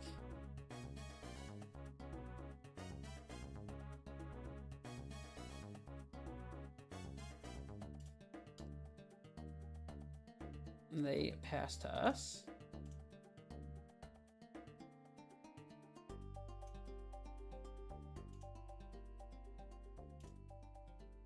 Alright, so let's pay our taxes here.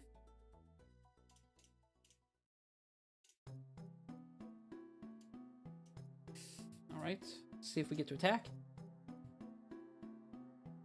We do. Wonderful. Alright, now we can set up, I guess, Mirror Pool and Urza Saga. Valakut's probably more important than Urza Saga at this point. We're not going to transmute TOS this turn because then they could just discard the Summoner's Pact out of our hand. And I guess we just play Oran Reef. Sure.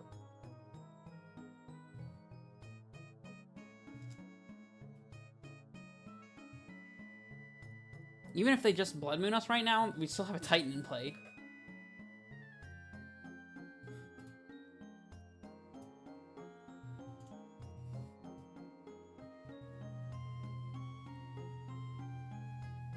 Okay, so it becomes a creature, but it doesn't re-enter. Oh, they're making another Overlord. Okay, so this lets them get rid of our Titan, but it does not stop them from dying to Dryad Valcut, I suppose.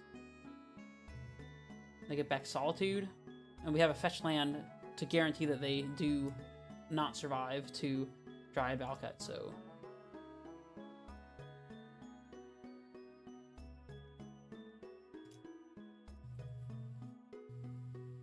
I don't know if they have any other 0 mana interaction. They could have double Solitude, I suppose. Oh, here's the Solitude they picked up.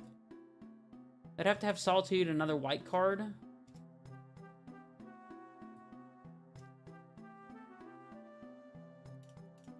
Let's see what we draw. Right. I mean, it's pretty hard not to just go for Colossus here, right? If they attack, they get to bring back the Solitude. But we just draw so many cards if we go for Colossus.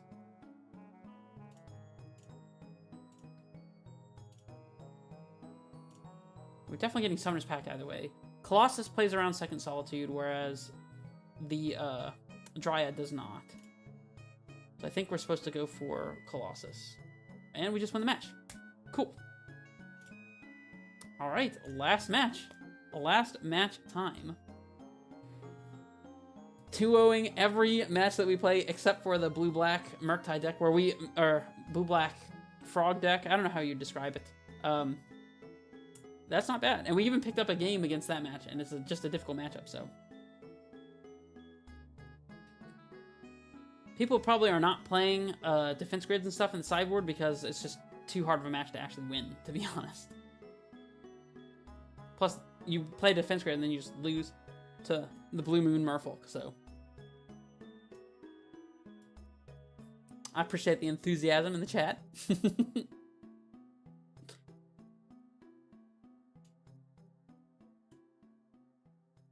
See if we can close it out with a 4-1, or if we're going to get the 3-2.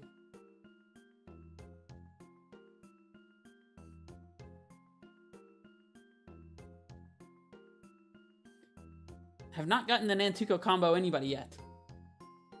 Could still happen. You never know. Nantuko combo is probably good against Grinding Station to let you just win on the spot. That is assuming you're using it to win. If you just make infinite Dryads and just pass the turn, that doesn't actually necessarily win the game, then they can just untap and kill you. But if you're making infinite Titans that allow you to produce infinite mana, that allow you to get a Dryad into play, I mean, that could be a thing. Could definitely be a thing.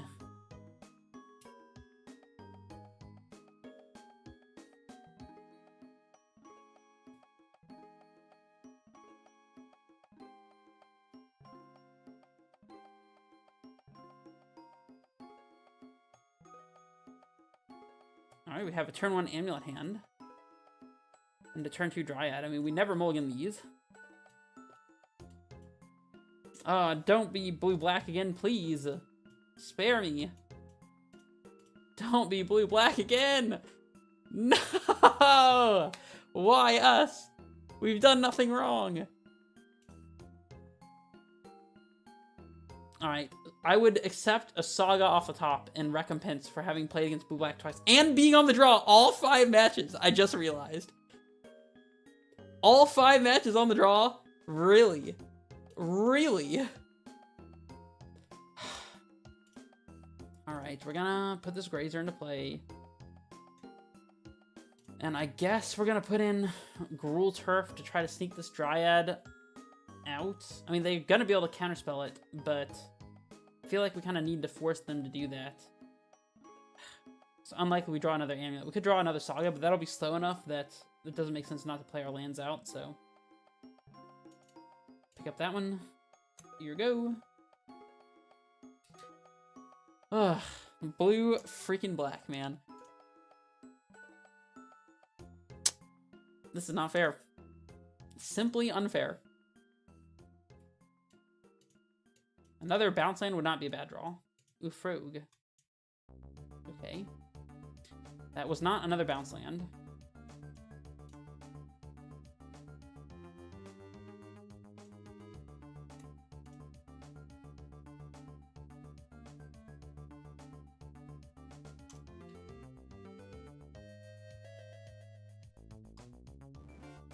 I guess there could have been some consideration for trying to hold on to the Gruul Turf in case we were to find another way to get Amulet so we could go infinite with our bounce land and Nantuko combo, but...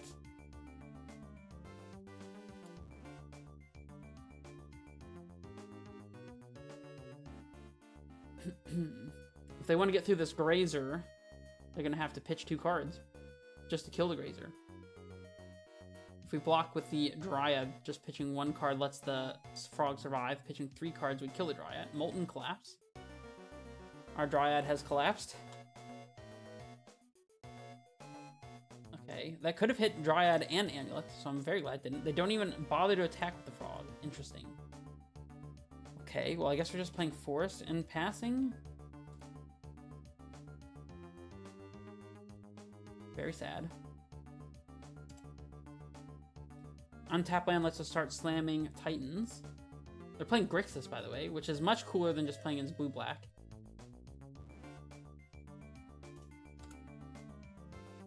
Urza's Saga would be the perfect top deck right now. Please and thank you, Urza's Saga. I wonder if they're playing Ocula.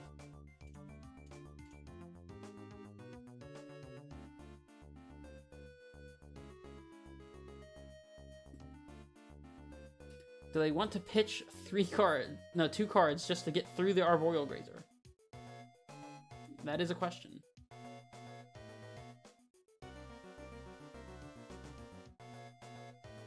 Summoner's Pact looking absolutely horrendous, by the way. Just not a good card.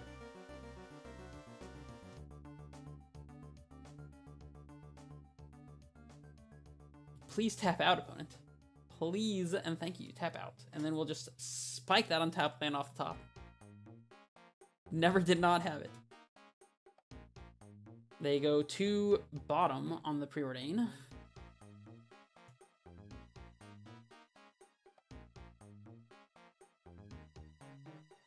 Are they gonna attack with the frog? They don't. Okay. Oh no! I mean, I guess it is an untapped land. I really didn't specify, so that's kind of on me. That's just hilarious, to be honest. That is just straight up funny. Do not Bowmaster me, opponent. You would never do something so heinous. You would never do it.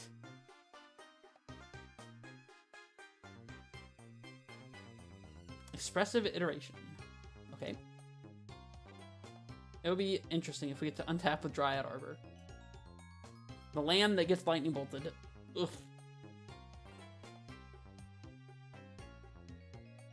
They have exiled a Flooded Strand and played it. That's a free land. Yes, indeed. That is a free land. I'll take a free land, actually. Just put one right in play. How many counterspells do we think they have? How many counterspells do you have? Death's Shadow? Oh my gosh. Death's Shadow. Okay. Nantuko. Well, here's a Titan. Please let it resolve, thank you. I asked nicely, though. I did ask nicely. Did I not, chat?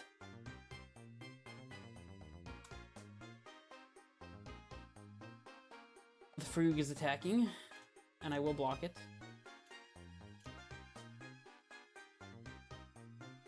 I know, right? People are playing Death Shadow still?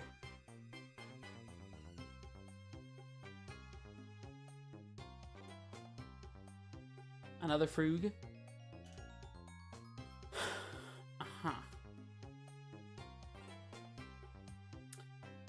Well, I guess we're just jamming Titan again. I don't think there's reason to do anything else. I guess we don't have to show them the Hanweir either. We may want to block with our Dryad Arbor, though. Is there a chance we're actually hasting this Titan? Because it would not actually make our opponent lose the game if we did. So I guess we should just go Hanweir, just cast Titan.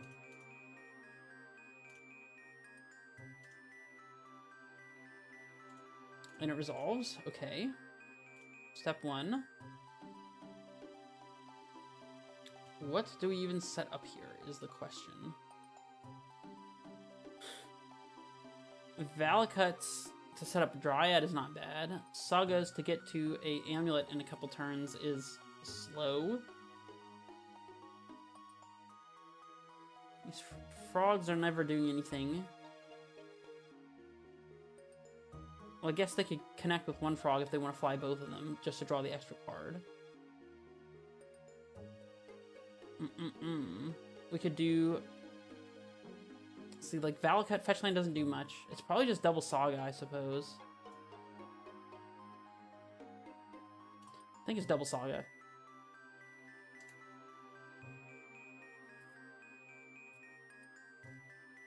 No blocks. Blocks, no attacks. No attacks.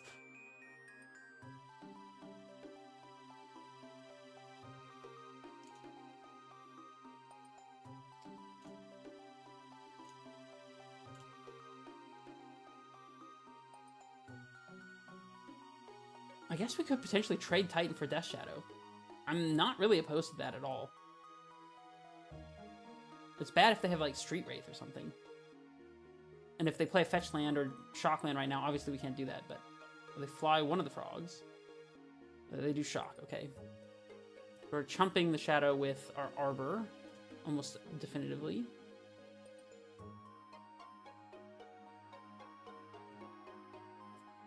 They do fly the second frog. We got flying frogs, everybody!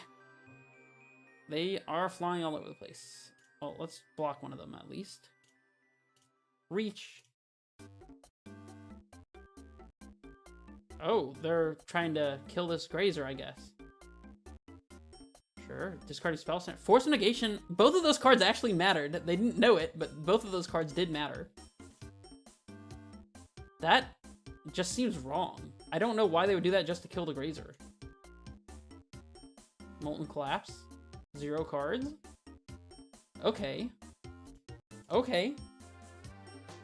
Well, now we get to maybe Titan Nantuko and make a copy. We have 1, 2, 3, 4, 5, 6, 7, 8, 9, 10 mana. We have exactly enough to Titan and copy it.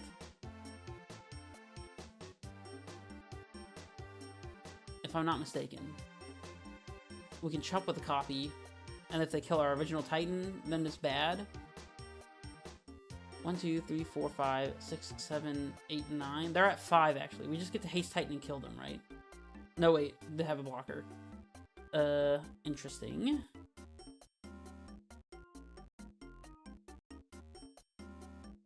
We can also potentially Springheart Nantuko our Dryad Arbor and just make a bunch of Arbors to chump block their Shadows and Frogs.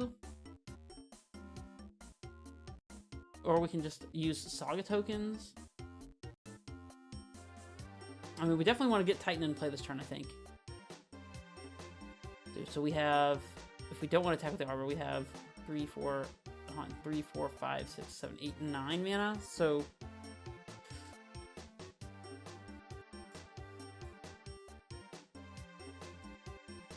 we can pack for Titan, play Titan, get Vestige, land. That gives us 4 mana. We can bestow Springheart. Oh, you don't even need to get Vestige because we can use the Vestige to float a mana and trigger Springheart. So we have 9 mana down to 3. Play Titan, trigger, get 2 lands. Play land, no, bestow, play Vestige, stack the triggers right so we can make a copy of Titan. So we can get whatever lands we want. And we still get to block the Shadow with the Dryad. We're taking, let's see, 4 damage in the air. They get to draw 2 cards. They could kill both Titans, I suppose.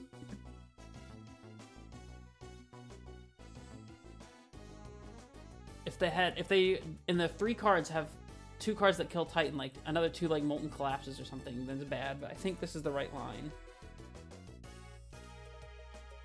5, 6, well, packed. Did I miscount? 6, 2 mana. We do have to get 1 Crumbling Vestige to take this line, which is fine. And we also have to make sure we stack our triggers correctly. So we go for Titan.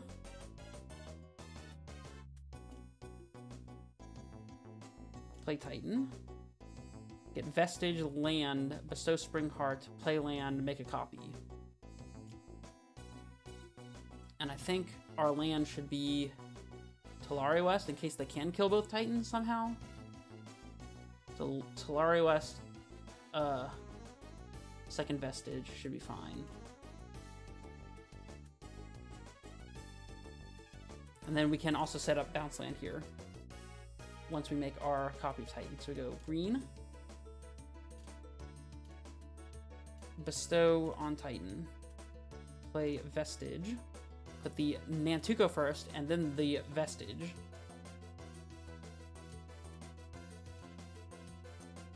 And then say yes to this. Make a Titan. Yes.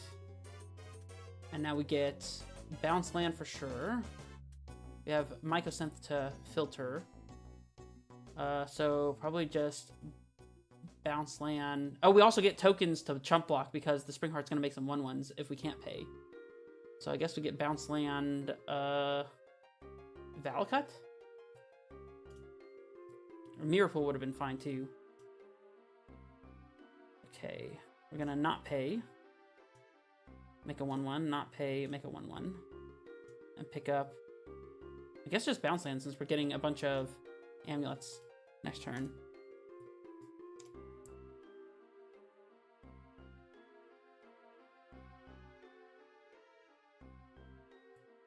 I don't know how our opponent could possibly get out of this.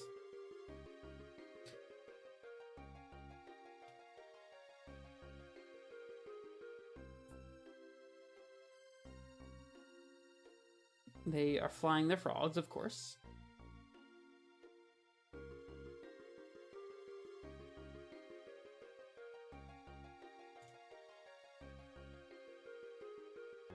And we cannot block.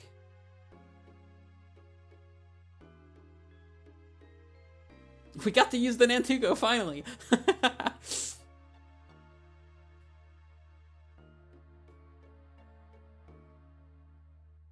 And they play land, so I think they're just dead. It's like no possible way to come back dead. Dress down on instep. Which is still lethal for us. Yep. Alright. What's up, scrub? This is probably a difficult matchup. We want... Actually, do we even want defense grids? They have counter spells, but that's about it.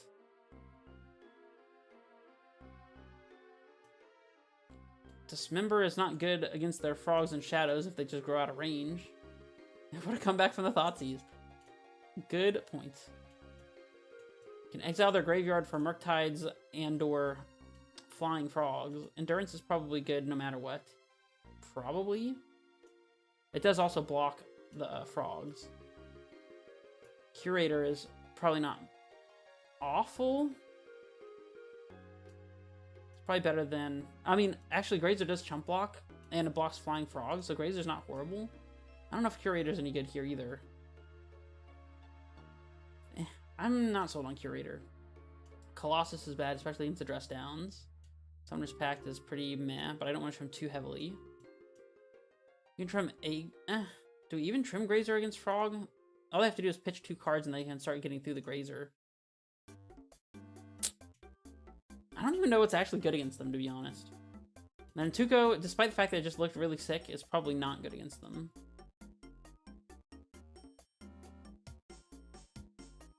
Let's see. What would be better? I guess Beseiju for dress down?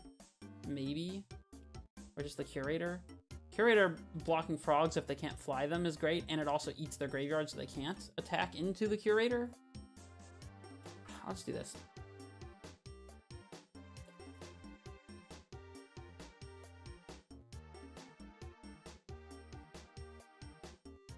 An interesting hand, to be sure. We get to go turn 1 Saga. We can Grazer and a land on turn 2 if they don't Thoughtseize the Grazer out of our hand to be able to get a Saga token. And Mycosynth is letting us set up for double Amulet with our Titan. And I guess we're supposed to keep it. It's not amazing, but it works. There's the Thoughtseize. They have to probably take Titan, I would assume.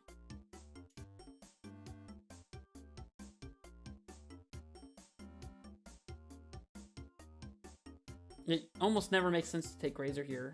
Yeah, if we draw a green source, we can Grazer and Saga and get value. We don't. We could even delay the Saga by a turn. We could just play Mycosynth Pass. Which I don't really hate.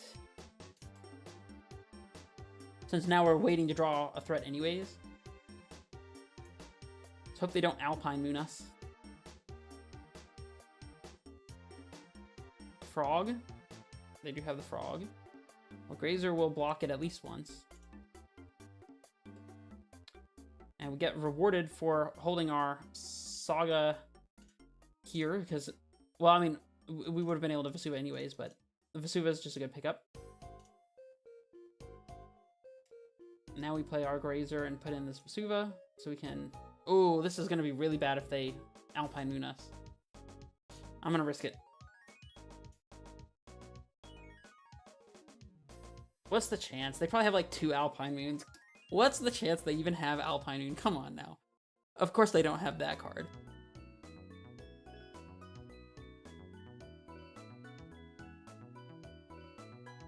I would like to block.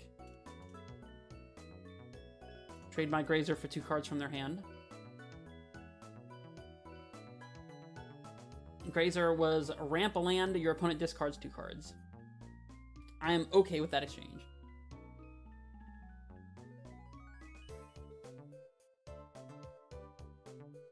Another Frog. Okay. Alright, we need to draw threat here. That would be wonderful. I don't know who plays Alpine Moon, but it is the only card that really punished us for having Double Saga, so...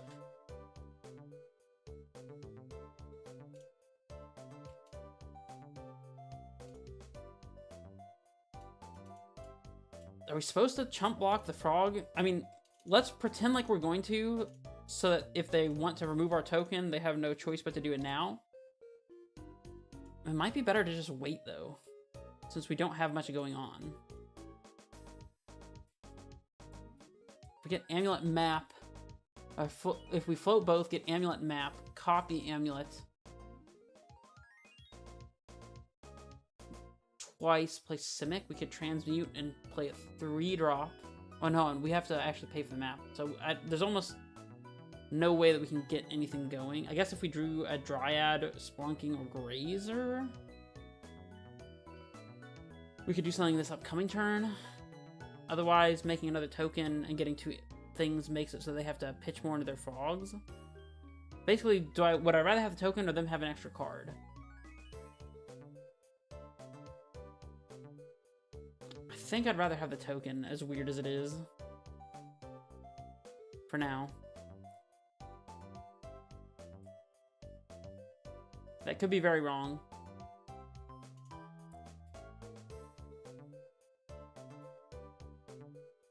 Do not. Okay, I thought for a second that they were playing Alpine Moon because of the red floating. I was like, you would never do that.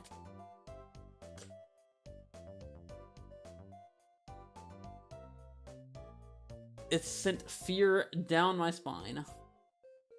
I felt it in my soul. Thoughtseize. Sure.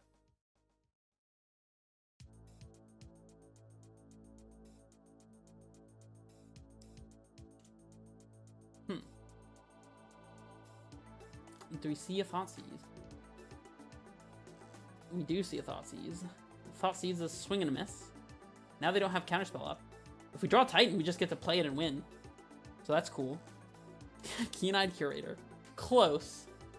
That's pretty close. Actually, it does let us exile their like whole graveyard. Okay, not their whole graveyard. It lets us stop them from flying one of the 2 frogs. Let's see. We make a thing, get double Amulet. Play Bounce Land. We can Curator.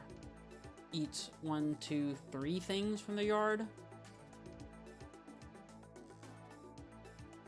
I think that's the only thing we got going here. Let me do some math again. So we get Amulet, Map, and float 2 mana. We copy 1. Oh, we already have Bounce Land. So we copy both. Bounce Land up to 6 mana. Crack down to 4. For T-West, Transmute, only have 1 up. Doesn't really do much, so I guess we're just doing this. Make another thing.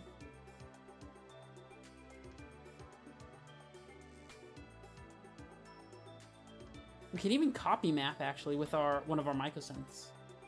Definitely getting a map.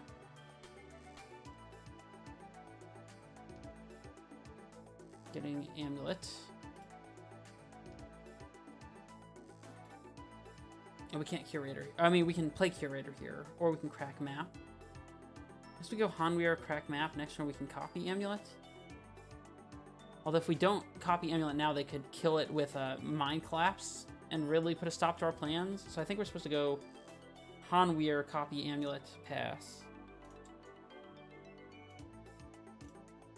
We can't attack for 5 here.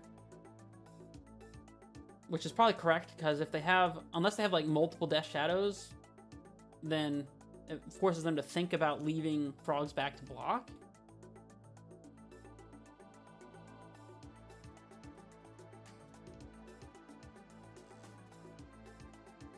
I guess they could dismember or something as well. Or Fatal Push.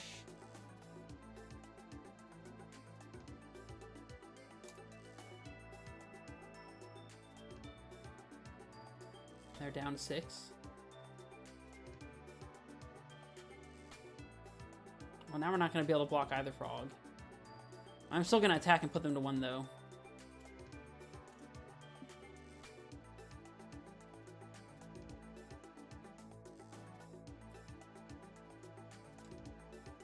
Now these tokens are lethal threats, so the extra token might matter more than the card. Who knows? Hard to tell.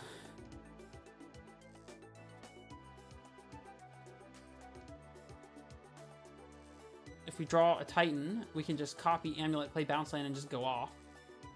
They're Flying Frog. At least 1 frog. If they attack with this frog, though, they're going to have to produce... If they attack with these frogs, they're going to have to produce blockers with constructs. I guess they have Dress down here, maybe?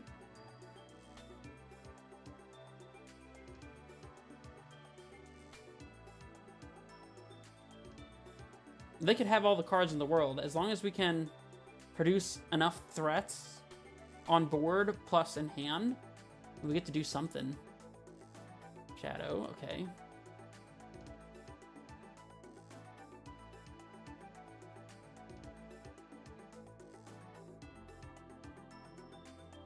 Dryad is interesting.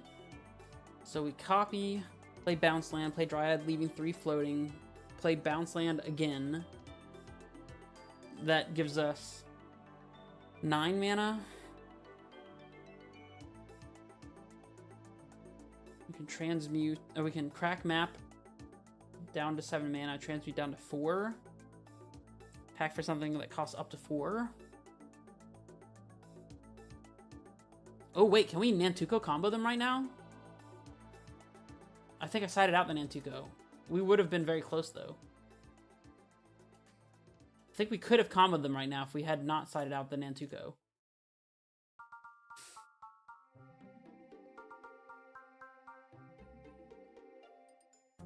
I don't know that we're supposed to attack our constructs in the shadow either. Interesting. So I guess we are supposed to copy the amulet with the Mycosynth, play Bounce Land, Dryad, leaving a bunch of green floating, play Mycosynth and eat their last card so they can't fly the frogs. That produces the most number of creatures. I guess we don't even have to copy with the Mycosynth this turn necessarily. It probably is the best use of our turn though. I guess it's really bad if they Mind Collapse our Expedition map, though.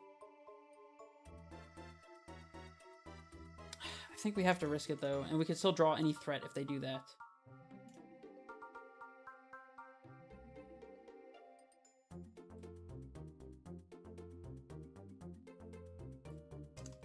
Alright, let's play our, I guess, Rot Farm.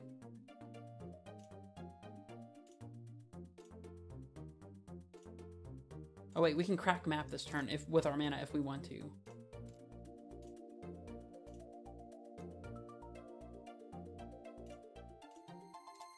I think we just keep the Bounce Land in hand here. Leave the, or rather, leave the Hanweir in play.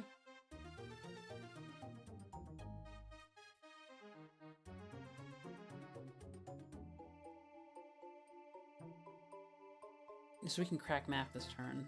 Oh, I guess they can counter our Dryad if they want. Dress down. It does kill our constructs. We did anticipate that they would have this as well. Okay. This does prevent us from playing our extra land, which is annoying. So I guess we need to crack the map now to play around Mind Collapse and just forget the Keen-Eyed Curator. If they kill our Dryad, then we just lose, though. They're more likely to have any removal spell for Dryad than they are to have specifically Mind Collapse on the map. I think we can't worry about that anymore. Let's play the Curator.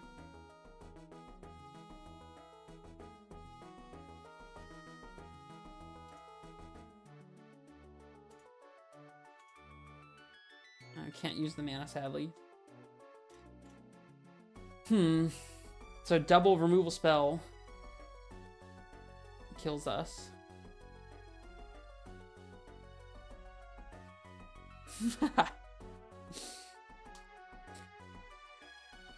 I mean, it's just one big combo deck.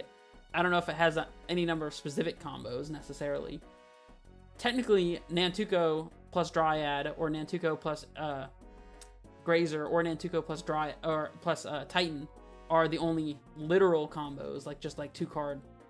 As long as you have a bounce land and an amulet, you get to make infinite creatures.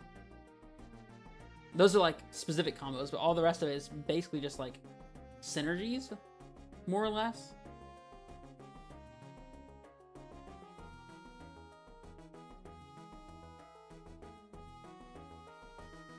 I was gonna say just the shadow coming in would be surprising.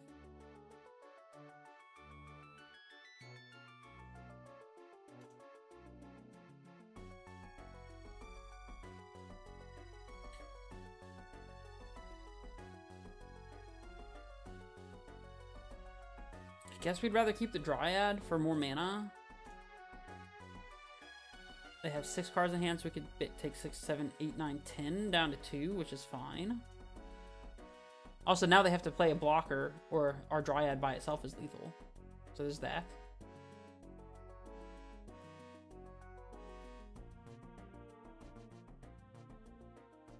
Obviously, we can't block any of the creatures with our Dryad because they just discard a couple cards and kill the Dryad too. Well, if you want to learn this deck, then my channel is a good resource. If I say so myself. They're discarding Consign and Counterspell. For reasons that I don't necessarily understand, but that's okay.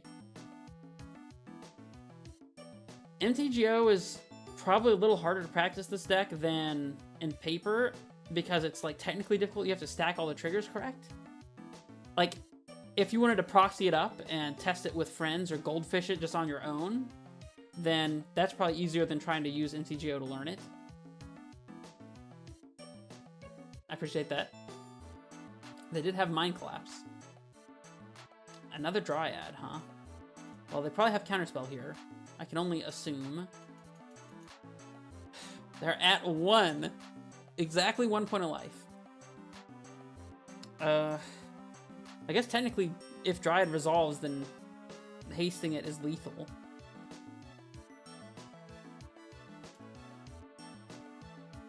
Not that we really have the ability. We can make 7 mana here, so I played Dryad, leave 3. We can map for something. On 7 mana, we can map down to 5, get Pact, get T-West, transmute T-West down to 2 mana, get Pact, and Pact for 2. A Pact with 2 mana left. So we could get like a Grazer and play Grazer plus Dryad. That doesn't actually do us any good.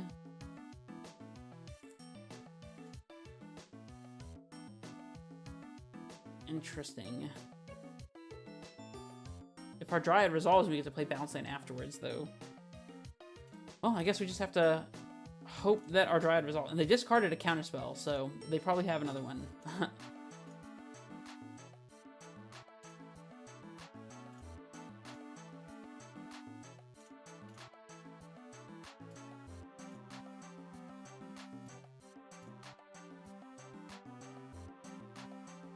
Resolve, please, Dryad.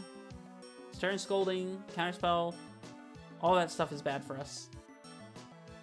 If they have to let the Dryad resolve and then we get to play land, maybe we have something.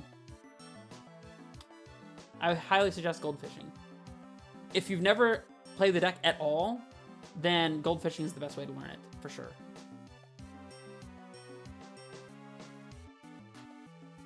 Mostly playing the deck is learning how to not goldfish against opponents with various types of interaction.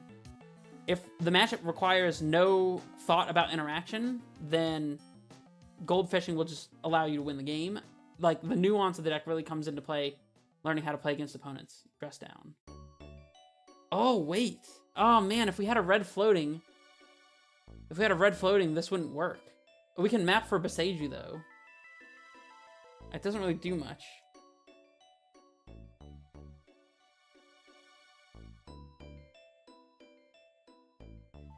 If we map for Beseiju and Beseiju the dress down, we get an extra land play, but then we can't do anything.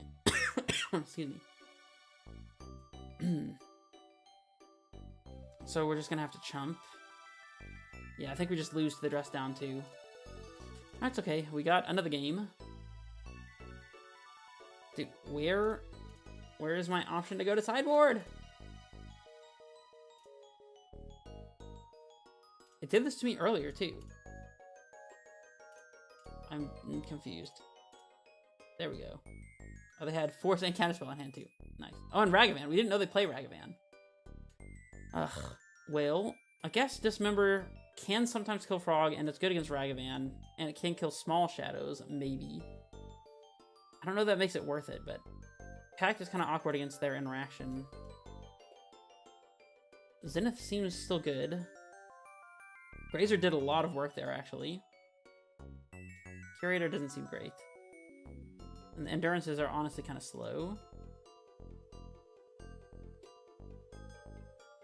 So I guess we just trim those. Beseiju's good against the dress downs. Oh, and now we know that they're playing a lot more instant speed interaction. The grids are good. The Bobble I don't care for, though. So let's get rid of a forest for the Beseiju. Splunking's fine. Maybe just 2 Dismembers is okay.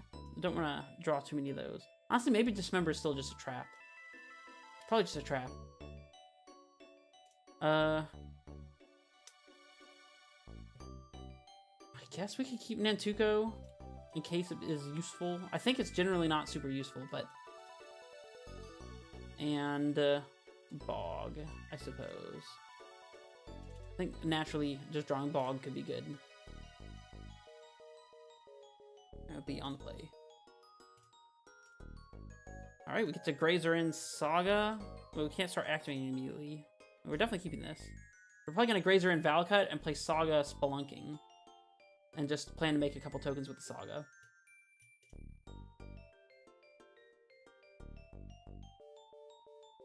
We'll have a Frog blocker and several more Chumpers coming in. Plus a Amulet that will just already be in play. Can't Molten Collapse this one.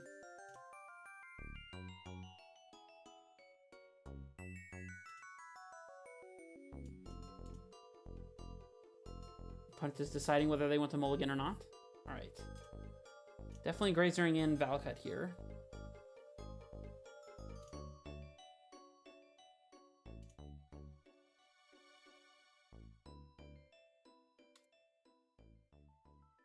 Well, the analyst lists are the most complicated, but they are probably the most powerful. I just hate the card and hate having to click through everything on Magic Online, so I just don't like to play it. But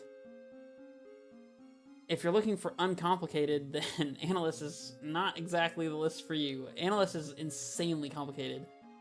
So probably a no Analyst list would be easier. Like, the one I'm playing is pretty straightforward. There's, like, some tricks with Dryad that you need to know. You don't even have to play the Nantuko, to be honest, and it may not even be good, even in the context of this list. But honestly, I think that this list is pretty well suited to dealing with the complexity issue.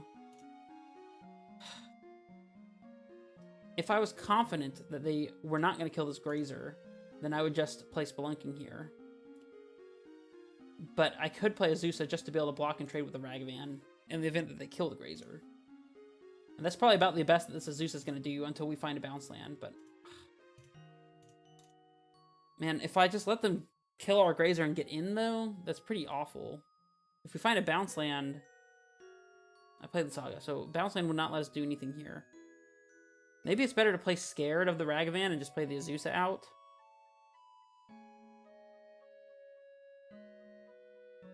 I think that's what I'm going to do. We've got 2 Spelunkings anyways, and we got a little bit of time. In fact, we can start making chump blockers after this upcoming turn with Saga to make sure that Ragavan definitely never connects. Just blanking their card probably is a good idea.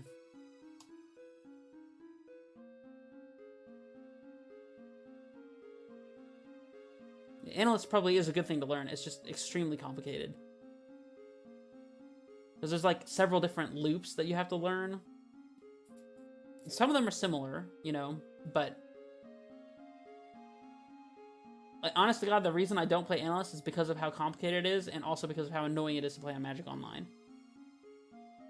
So, I don't even play the card because it's complicated. And I've been playing this deck for a while, so.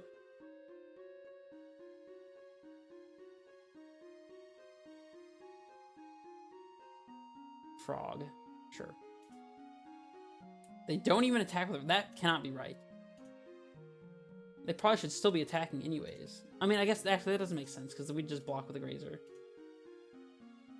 Alright, so if we Spelunking into a land, then we can activate Saga. If we don't, then we don't get the blocker. I think I'd rather try to find the land drop, though, and resolve the Spelunking now. Oh, wait, no, we have to find a bounce land specifically.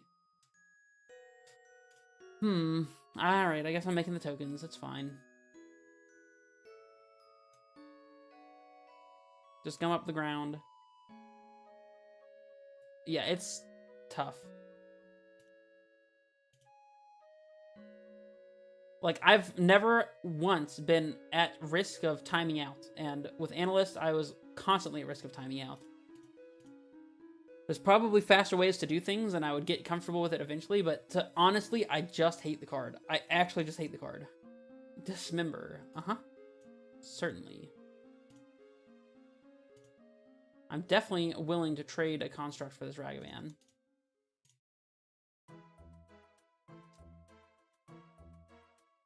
Yep, clickety click, click, click, click. I just do not value spending my time that way. Get this Ragavan out of play before our construct just dies to a stupid dress down anyways. I guess they can discard 2 cards to get through the Grazer if they really want to.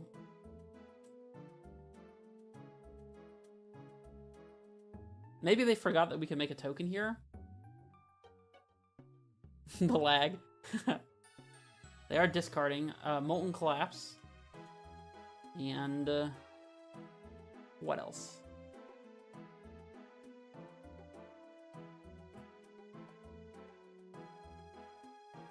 Thoughtseize. Okay, well, Thoughtseize would have been good, but still wouldn't have been doing too much here, so a Shadow. That's good. Saga. I guess we get Amulet. And then we can find... Actually, we don't even need Amulet. Maybe we just get Map. So we can map for bounce land. Get Float. Get Map. Map for bounce land. Play land. Spelunking. Put in bounce land. It still doesn't do too much.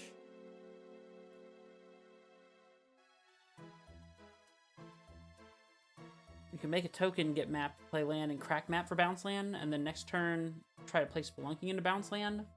They only have 1 card. They're about to be up to 2 and then 3 cards when they connect with the Frog, presumably. And 3 cards, they could probably find a way to answer our Titan, even if we were able to play it this upcoming turn. So it's probably best to prioritize getting the Chump Blocker, I'd assume. It's not obvious, though. We could Spelunking into bounce land right this very instant, potentially, and get there. Alright, I think I don't care about the token much.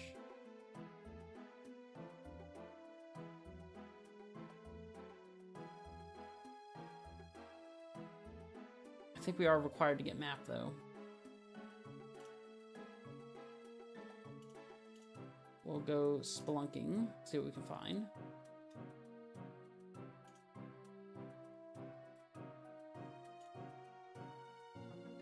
Vesuva. Let's put in the Saga. This lets us Vesuva our Saga, which ain't bad. We can then play another Spelunking, I suppose.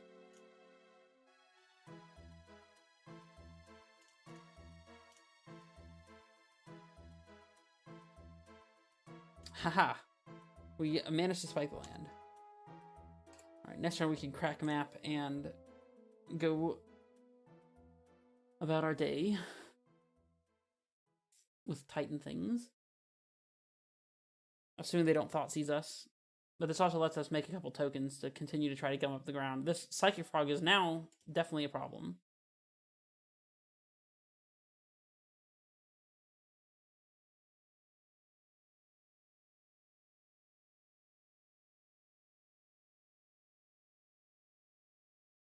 I don't know if I needed to make a token there or not.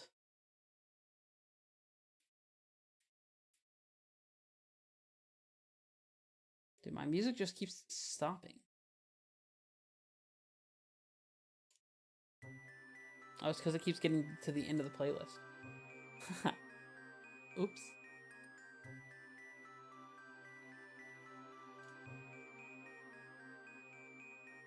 It's on 5 minutes left on the clock.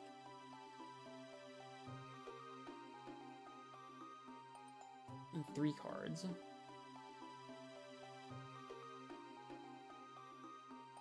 Potentially, Dryad could be good. Oh, they're tapping out for iteration? Really? That's wild.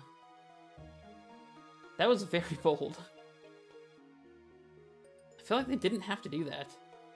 They probably have a force or a subtlety. Although, the fact that they tank so hard on whether or not they should cast iteration maybe makes me think that they're bluffing. Exiled Break Dice. They didn't even get 2 cards out of it. And now we don't even have to crack map for the bounce land, so... Interesting. So, bounce land, Titan leaves 2 floating, which is not enough to activate Saga. Actually, let's Summoner's Pact first, I suppose, and see what they do. We can even... Actually, we can get Dryad here. It just resolves. So we get Dryad, and we can still activate Saga, presumably.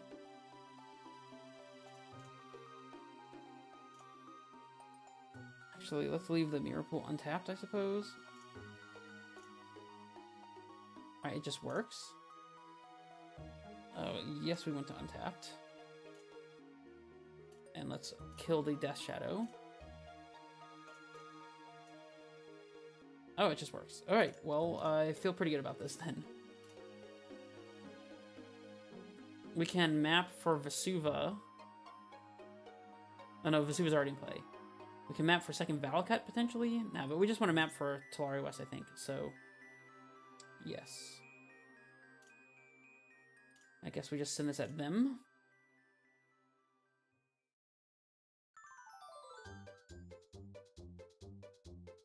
Oh, we could have killed their frog if we made a copy of Dryad with Mirror Pool. Guess we don't need to do that, though. Let's see, let's make a construct here. And then pick up the Vesuva. Save it from non-existing. And then we can just make a token or crack map, depending on what we want to do.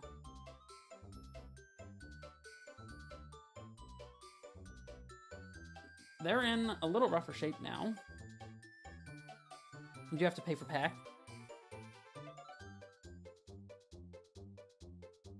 This frog is still doing a lot of work for them, though. Maybe we could have mapped for Bog to exile their graveyard.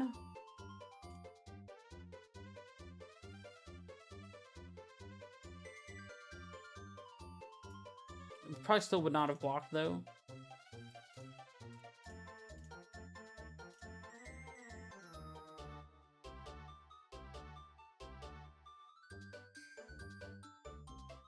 Well, we currently have lethal already.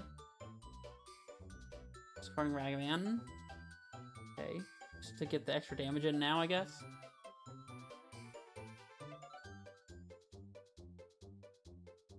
Because we can go Vesuva copy bounce land, then Vesuva Valakut, and that's exactly lethal Valakut triggers. How much mana does that give us, though?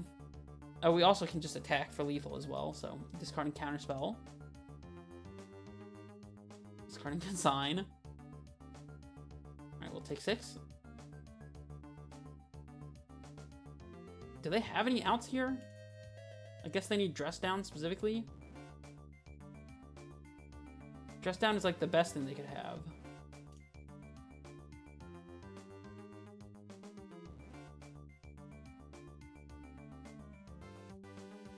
Because they're dead on board in, like, multiple different ways.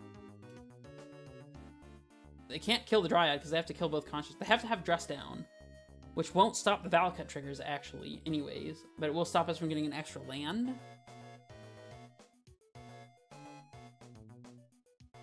So they need to Dress Down,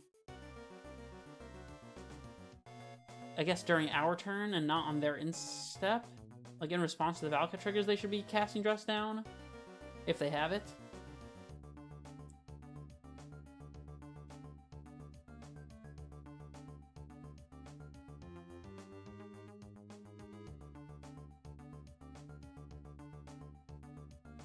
Because then we can make a token on our... Oh, no, wait, it doesn't matter. We can't make a token on our instep. So they do have the Dress Down. Sure. Well, that is a little unfortunate. Can we set up lethal with a fetch land by any chance? Alright, we'll just untap.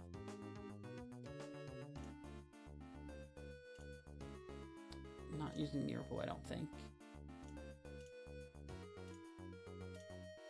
Just tap like this, I suppose? Actually, no.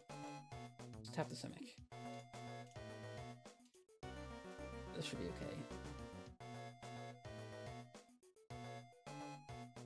Oh, I should have tapped the Saga. What am I doing? Zenith. Okay, that's a good one. Let's go search for our amulet. And Zenith for up to 4 here.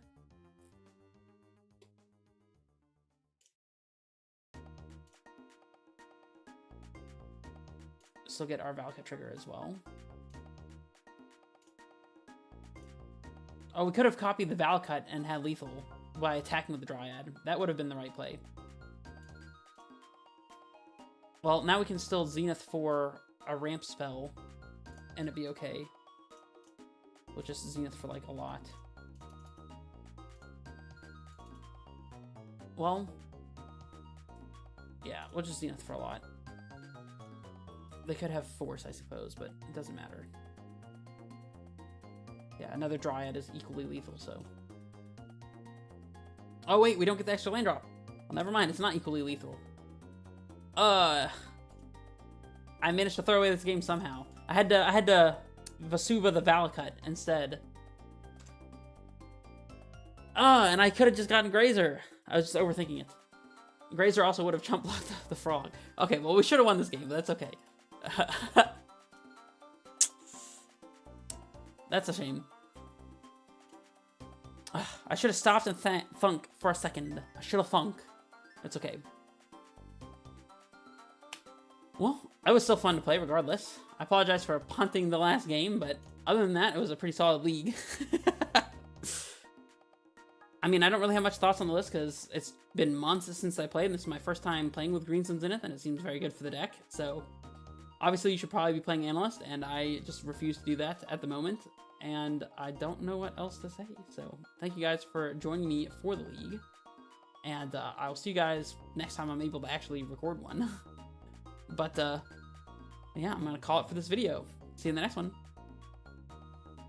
Oh, wait, I didn't even do my sign-off. This is Red Face Menace. Signing off.